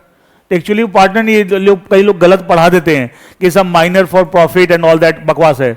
माइनर कभी भी पार्टनर नहीं बन सकता। दैट इज, याद है फाउंडेशन में बात मैंने कितनी एम्फसाइज करके समझाई थी कि सब माइनर कभी पार्टनर नहीं बन सकता। तो अब इसके अब फैमिली मेंबर में तो एचयूएफ में तो आप जानते हैं बाय बर्थ ही कोई फैमिली बिजनेस का पार्ट हो जाता है। यहाँ पे तो दोनों फैमिली की क्या यहां पे कौन से लोग पार्टनर माने जाएंगे? Adult members. इसके भी एडल्ट मेंबर्स और इसके भी एडल्ट, दोनों फैमिली के टोटल एडल्ट मेंबर इसे क्या माने जाएंगे? पार्टनर। तो total adult members of both the families, total adult members of HUF1 plus HUF2, क्या वो सब पार्टनर बन जाएंगे इसके? अब वो देखिए, अगर 50 के अंदर अंदर है तो कोई फर्क नहीं पड़ता फॉर्म रजिस्टर्ड है या नहीं है, लेकिन 50 से अगर ज्यादा है, इसका तो इस पार्टनरशिप फर्म के पार्टनर क्या हो गए? 50 से ज्यादा हो गए। क्या इस केस में इस फर्म का रजिस्ट्रेशन होना mandatory, otherwise this firm will become the illegal association. Is it okay? तो who will treated the partner of this firm? All the adult members of HUF1 and all the adult members of HUF2। ठीक है। Why we have not considered the minor member as the partner? Because minor cannot become the partner. And total partner आपके इतने हैं, वो देख लीजिए 50 के अंदर अंदर है या 50 से ज्यादा है। 50 के अंदर अंदर है कोई प्रॉब्लम नहीं, रजिस्टर्ड हो चाहे ना हो कोई फर्क नहीं पड़ता। और 50 से ज्यादा है तो रजिस्टर्ड होना जरूरी, otherwise this firm will become the illegal association. Is that clear? तो ये थोड़ा सा कंसेप्ट है, इसके अंदर अभी एक चीज और तो आपको डिस्कस करेंगे। अगर कोई एसोसिएशन इलीगल एसोसिएशन है तो लॉ उसको ऐसे ट्रीट करता है जैसे वो एग्जिस्ट ही नहीं करती। जैसे क्या? Exist, it is had no existence in the eyes of law. तो अगर कोई एसोसिएशन ऑफ पर्सन है and it has become the illegal association, it means, ये आपके बुक में यहां लिखा इफेक्ट ऑफ नॉन रजिस्ट्रेशन। ये सब चीजें तो यहां पे डिस्कस की हुई है, जो करता वर्ता वाला। अच्छा एक चीज बताओ, इसी में सॉरी एक एचयूएफ में एक पॉइंट हो रह गया। एक तो होता है इन दोनों के जो करता है on behalf of family partnership हम बना रहे हैं, क्या इन दोनों करता अपनी इंडिविजुअल कैपेसिटी में, नॉट एज अ करता ऑफ द फैमिली, अपनी इंडिविजुअल कैपेसिटी में क्या पार्टनरशिप हम बना सकते हैं? हाँ है ना? तो उसके कौन पार्टनर है? ओनली करता K1 एंड K2। क्या पूरी फैमिली पार्टनर बनी? नहीं। तो उसमें तो कोई प्रॉब्लम ही नहीं है, उसमें तो कोई प्रॉब्लम ही नहीं है। तो एक इस तरह केस ही बन सकता है कि सब वो अपनी कैपेसिटी में, नॉट एज अ करता ऑफ द फैमिली। और एज अ करता ऑफ द फैमिली करेंगे तो क्या होगा? दोनों फैमिली पार्टनरशिप फॉर्म का पार्ट बन जाएगी। ठीक है, अब दोनों फैमिली के सारे मेंबर को तो हम यहाँ पार्टनर मानेंगे नहीं, क्योंकि minor can not become a partner. तो खाली क्या होगा? एडल्ट मेंबर्स को हम पार्टनर ट्रीट करेंगे। Is it clear? नाउ अब देखो आप यहां पे effect of non registration. The effect of non-registration of an association is that such association is illegal. Question क्या है? illegal है and has no existence in the eyes of law. अगर registration कराना था जरूरी लेकिन आपने नहीं कराया तो illegal है और उसकी कोई लॉ में एग्जिस्टेंस नहीं है, उसकी कोई अस्तित्व नहीं है। The law does not recognize it as so and no relief can be granted either to the association or to any of its member as, मतलब आपस में मेंबर्स एक दूसरे को किसी के लिए सू नहीं कर सकते, ना वो बाहर वालों कर सकते हैं, ना बाहर वाले उसे कर सकते हैं, कुछ ही नहीं हो सकता। अच्छा कई बच्चे का इसमें कंफ्यूज आएंगे, सर फाउंडेशन में पढ़ा था बाहर वाले तो कर सकते हैं, वो कहां पढ़ा था? Partnership act. ये पार्टनरशिप एक्ट पढ़ा रहा हूं, तो ये बड़ी प्रॉब्लम बच्चों के साथ क्या होता है, सर वहां तो पढ़ा था कि सब बाहर वाले कर सकते हैं। अरे वो पार्टनरशिप एक्ट के अंदर पढ़ा था, पार्टनरशिप फॉर्म कॉन्टेक्स्ट में, वो थोड़ी पढ़ रहे हैं। तो कोई एसोसिएशन अगर इलीगल है तो जो लॉ की नजर, अच्छा देखिए वहां पे पार्टनरशिप फॉर्म में केस है, पार्टनरशिप एक्ट में क्या फॉर्म का रजिस्ट्रेशन ऑप्शनल था मैंडेटरी था? तो ऑप्शनल था। और आप बोलोगे साहब कि अगर मान लिया आपने रजिस्ट्रेशन नहीं कराया तो कुछ नहीं हो सकता, कुछ नहीं, तो फिर आपने ये क्यों बोला कि ऑप्शनल है? फिर यहां तो हम यहाँ ऑप्शनल बोल रहे हैं, मैंडेटरी बोल रहे हैं। ये 50 से ऊपर गया तो क्या है? मैंडेटरी है। चीज में फर्क भी तो है। क्या बताए वो वाली चीज यहां चिपका देंगे, फिर कंफ्यूज हो जाएंगे। अरे वो अलग चीज है, वो पार्टनरशिप एक्ट है, उससे क्या लेना है मुझे? ये we are talking about the section 460 वो कंपनीज एक्ट। तो मतलब कुछ नहीं हो सकता, ना बाहर वाले उनको टच कर सकते हैं ना कुछ, मतलब लॉ की नजर में एग्जिस्ट ही नहीं करती, वो एग्जिस्ट ही नहीं करती। अच्छा एक और बात, क्या एक इलीगल एसोसिएशन की वाइंडिंग अप हो सकती है? अच्छा वाइंड अप का मतलब क्या होता है? कोई चीज एग्जिस्ट कर रही है उसको हम बंद कर रहे हैं, लेकिन एग्जिस्ट ही नहीं करती, तो कोई चीज एग्जिस्ट ही नहीं करती इन द आइज ऑफ लॉ, तो उसको वाइंड अप कैसे करोगे? तो क्या इसकी वाइंडिंग पॉसिबल है? देखिए लिखा हुआ The law does not recognize illegal action, therefore it cannot be wound up. मतलब कोई कोर्ट ऑर्डर से पॉसिबल ही नहीं है, क्योंकि एग्जिस्ट ही नहीं करते, इसको वाइंड अप क्या करोगे? आप जी बोले जी हमने तो दुकान बना रखे, तो लॉ के हिसाब से एग्जिस्ट ही नहीं करते। Is it clear? तो इसकी वाइंडिंग अप भी संभव नहीं है। अच्छा एक और चीज देखिए, क्या कोई legal association, LA legal association, can it become the illegal association? नहीं हो सकता। भाई आपके पहले 45 बंदे थे, आप रजिस्टर्ड नहीं है, कोई प्रॉब्लम नहीं है। अब बढ़ के 52 हो गए, 45 to 52, अभी भी रजिस्टर्ड नहीं कराया, क्या हो गया? लीगल से इलीगल। लेकिन क्या ये तो हो सकता है, क्या इलीगल एसोसिएशन लीगल हो सकती है? खाली मैथमेटिक्स मत लगाना, ठीक है? हम मालूम है आप सब गणितज्ञ हैं, ठीक है? हाँ कई लोग तो जोड़ घटाव कर करके सोचता बड़ा मेरे गणित बहुत अच्छी है। असली गणित देख लिया ना तो पसीने छूट जाएगा। ये जोड़ घटाव वाली गणित नहीं है, ये 200 रुपए वाला कैलकुलेटर है।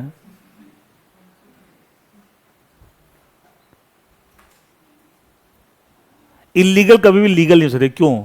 इलीगल का मतलब क्या है? आपको एग्जिस्ट ही नहीं करती। तो कोई चीज एग्जिस्ट ही नहीं करती, वो एग्जिस्टेंस में कैसे आ जाएगी? ये पॉसिबल नहीं, क्रॉस लगा लेना, लिख लो ये, ठीक है? Legal can become illegal but illegal can not become the legal. कई बच्चे बोलते हैं ना सर पहले मान लिया 55 बंदे थे, रजिस्टर्ड नहीं थी, इलीगल थी, अब उन्हें घटा के बंदे क्या कर दिए 48 कर दिए, अब वो लीगल हो गई। नो, वो एग्जिस्ट ही नहीं करती तो एग्जिस्टेंस में कैसे आ जाएगी वो। अच्छा ये वाली सिचुएशन देखो आप, ऊपर वाली सिचुएशन, अगर कोई लीगल एसोसिएशन है और बाद में क्या हो गई इलीगल, बाद में क्या हो गई इलीगल, तो उससे कॉन्सिक्वेंसेस क्या होंगे कि उसके जो मेंबर्स जो थे पहले, उस पर्टिकुलर एसोसिएशन की जितनी भी लाइबिलिटीज हैं वो सब क्या होगी उस एसोसिएशन के मेंबर्स की पर्सनल लाइबिलिटी बन जाएगी। क्या बन जाएगी? Personal liability. लिखा personally liable, every member illegal association personally liable for all the live incurred. अच्छा ये तब है जब लीगल से क्या बन गई इलीगल, इस तरह की चीज में। एंड प्लस 1-1 लाख रुपए तक का फाइन हो सकता है किसके ऊपर? Member of that illegal association. It mean first it was legal, it is become, पता ना आपके 45 मेंबर्स थे, रजिस्टर्ड नहीं थे, कोई प्रॉब्लम, लीगल है। अब बढ़ के 52 हो गए, फिर भी रजिस्ट्रेशन नहीं कराया, तो उसका इंपैक्ट क्या होगा? वो एसोसिएशन अब तो एग्जिस्ट नहीं, लेकिन उस एसोसिएशन की जितनी भी आपकी लाइबिलिटी है वो क्या होगी? उनके मेंबर की पर्सनल लाइबिलिटी। पर एक और हर एक मेंबर पे 1-1 लाख रुपए तक का फाइन ले सकता है अगर association becomes illegal from legal. Is it okay? Is it clear? एक लास्ट में एक सिचुएशन देखिए, ध्यान सुनिएगा, कुछ है नहीं इसके अंदर। देखिए एक पार्टनरशिप फर्म है, मान ली उसके 60 पार्टनर्स हैं एंड ये अनरजिस्टर्ड है। खुद मुझे बताओ कंपनीज एक्ट के हिसाब से क्या है? एक तो मिलता कंपनीज एक्ट, इलीगल एसोसिएशन है, क्लियर है 464 के हिसाब से। अच्छा पार्टनरशिप एक्ट के हिसाब से, इंडियन पार्टनरशिप एक्ट, आप वो पढ़ते हैं कि अगर आपने रजिस्ट्रेशन कराना ऑप्शनल है, रजिस्ट्रेशन नहीं करा तो कुछ कॉन्सिक्वेंसेस, सेक्शन 69। अच्छा वो पढ़ते हैं कि साहब आपको पार्टनर्स आपस में एक दूसरे को किसी चीज के लिए सू नहीं कर सकते, लेकिन 3 चीजों के लिए फिर भी कर सकते, even if the firm is not registered. याद है क्या था? Dissolution of firm, accounts of dissolve firm and share of the dissolve firm. इन तीनों सब डिसोल्यूशन रिलेटेड है। पार्टनर्स आपस में सू कर सकते हैं, partners P1 partner P2 partner आपस में सू कर सकते हैं फॉर 3 थिंग्स, ठीक है, for relating to dissolution all that. अच्छा according to Indian partnership act section 69, partners can sue this firm, partners of this firm can sue each other for 3 things, but according to Companies Act section 464 can they sue for anything? कर सकते हैं? अभी तो पढ़ा है ऊपर की कुछ नहीं हो सकता बिकॉज वो एग्जिस्ट ही नहीं करती है, all that nothing can happen, nothing, ना कोई कुछ नहीं है, इसका मतलब कर सकते हैं नहीं। तो क्या यहां पे 3 चीज के लिए सू कर सकते हैं या नहीं? क्या इस पे कॉन्ट्रडिक्शन है? कंपनीज एक्ट के हिसाब से नहीं कर सकते और पार्टनरशिप एक्ट के हिसाब से कर सकते हैं 3 चीजों के लिए, तो क्या डायरेक्ट कॉन्ट्रडिक्शन है? तो क्या करें? अच्छा इस फॉर्म के ऊपर दोनों प्रोविजन लग रहे हैं, ये भी लग रहा है और ये भी लग रहा है, एंड दोनों में क्या हो रहा है? कॉन्ट्रडिक्शन। तो ऐसे केस में क्या करते हैं? Specific will prevail over the general. एक कंसेप्ट होता है जो बच्चे इंटरप्रिटेशन चैप्टर पढ़ चुके हैं, याद है कि रूल ऑफ हार्मोनियस, ये एग्जांपल भी दिया था, rule of harmonious construction. Rule of harmonious construction ये कहता है कि जब मल्टीपल प्रोविजंस ऑफ लॉ लग रहे हैं एक ही सिचुएशन में, construction means interpretation, construction interpretation को बोलते हैं, कि एक से ज्यादा प्रोविजन लॉ में लग रहे हैं और आपस में वो क्लैश नहीं है तो सारे फॉलो करो, लेकिन कॉन्फ्लिक्ट है तो क्या होगा? Specific will prevail over the general, specific. अच्छा इस केस में कॉन्फ्लिक्ट है, 3 चीज के लिए सुख कर सकते हैं या नहीं? तो एक ही चीज होगी ना, ये सुनो, पार्टनरशिप एक्ट के हिसाब से कर सकते हैं लेकिन कंपनी एक्ट के हिसाब से नहीं कर सकते, तो क्या कॉन्ट्रडिक्शन हो रही है? मल्टीपल प्रोविजन लग रहे हैं पार्टनरशिप फॉर्म पे, ठीक है। अच्छा specific will prevail over, specific यहां कौन सा है? कंपनीज एक्ट का प्रोविजन क्या खाली पार्टनरशिप फॉर्म के लिए, एनी एसोसिएटेड पर्सन, और ये तो सिर्फ पार्टनरशिप फॉर्म पे लग रहा है, और हमने एग्जांपल किसका लिया है? पार्टनरशिप फॉर्म का। इट मीन स्पेसिफिक कौन सा हो गया? Partnership act. इस section 69 of the Indian partnership act will prevail over section 464 of the companies act. It mean 3 चीजों के लिए सू कर सकते हैं, 3 चीजों के लिए सू कर सकते हैं। देखिए ये सब कुछ पहले केस जो मैंने बताया सब कुछ लिखा हुआ है यहाँ पे, ये सब कुछ यहाँ देखिए नेट, देखिए इनकंसिस्टेंसी और कॉन्ट्रडिक्शन और conflict between 464 of Companies Act and section 69 of Indian Partnership Act. There is a principle of law that whenever there is inconsistency or contradiction or conflict between 2 provision law, out of one is specific in nature, another is general, the specific law will prevail over the general law. In the present case, section 69 of Indian Partnership Act is specific law and section 464 is general law for a partnership firm. Hence here section 69 will prevail over section 464 of the company. इसका 3 चीजों के लिए सू कर सकते हैं। Clear है? अब इसको समझ, इस सिचुएशन के लिए क्या 3 चीजें पता होनी चाहिए।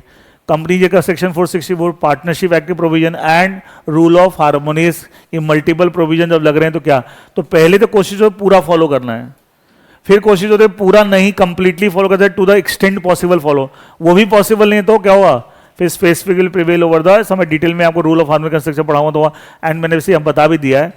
तो इसके साथ आपको यूनिट 1 जो है, यूनिट 1 आपको जब 2 मिनट और लगेंगे, ठीक है। यूनिट 1 मैंने कंप्लीट इसके, अच्छा आपको ना आपके बुक में एक बार देखिएगा, जैसे यूनिट 1 जहां खत्म हो रहा है, अच्छा एक बार इंडेक्स देखो, इंडेक्स के अंदर जो आपका चैप्टर 1 है प्रिलिमिनरी, प्रिलिमिनरी 1 का यूनिट 1 क्या है, basic concept of company law. अच्छा जहां खत्म उसके बाद एमसीक्यू दे रखे हैं। अच्छा उसके बाद यूनिट 2 स्टार्ट हो गया, क्लासिफिकेशन कंपनी। अच्छा जहां पे क्लासिफिकेशन और कंपनीज खत्म हो रहा है, देखो पेज नंबर 26 पे, पेज नंबर 26 पे, क्या उसके भी एमसीक्यू हैं? तो एमसीक्यू तो यूनिट वाइज है, यूनिट 1 के अलग, यूनिट 2 के अलग, क्लियर है, वो आपके आगे। अच्छा इसके बाद फिर क्या क्वेश्चन है, देखो डिस्क्रिप्टिव क्वेश्चन फॉर प्रैक्टिस, क्या ये पूरे चैप्टर के हैं, और उसके बाद आपको एग्जामिनेशन क्वेश्चन है आंसर, ये भी क्या पूरे चैप्टर के हैं, ये भी क्या पूरे चैप्टर के हैं। तो एमसीक्यू यूनिट वाइज है, और लास्ट में जब लास्ट यूनिट जब आ जाएगा उसके बाद क्या होगा, डिस्क्रिप्टिव क्वेश्चन भी है, पहले डिस्क्रिप्टिव जनरल और फिर एग्जाम में जो डिस्क्रिप्टिव क्वेश्चन आए हुए हैं, इस तरीके से हम आपको पूरा एक बार मल्टीपल, इसमें कुछ भी नहीं, 2 मिनट लगे, आप देखिए। आप companies act 2013 is applicable to, ठीक है, यूनियन लिस्ट का मैटर है। Shares of a company are transferable in the manner provided in the, कल ही बताया था मैंने, articles of association. Company is not a citizen but it has nationality, domicile, region, all of the, ये सारी चीज एक ही है।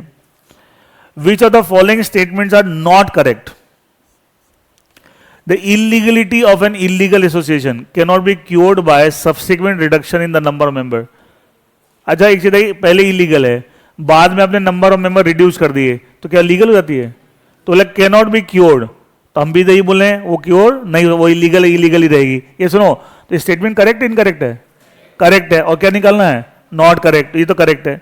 The illegality of an illegal association can be cured by subsequent reduction in the number of, can be cured लिखा हुआ है, but it can not be cured, तो ये क्या है, इनकरेक्ट है, क्या है, इनकरेक्ट है।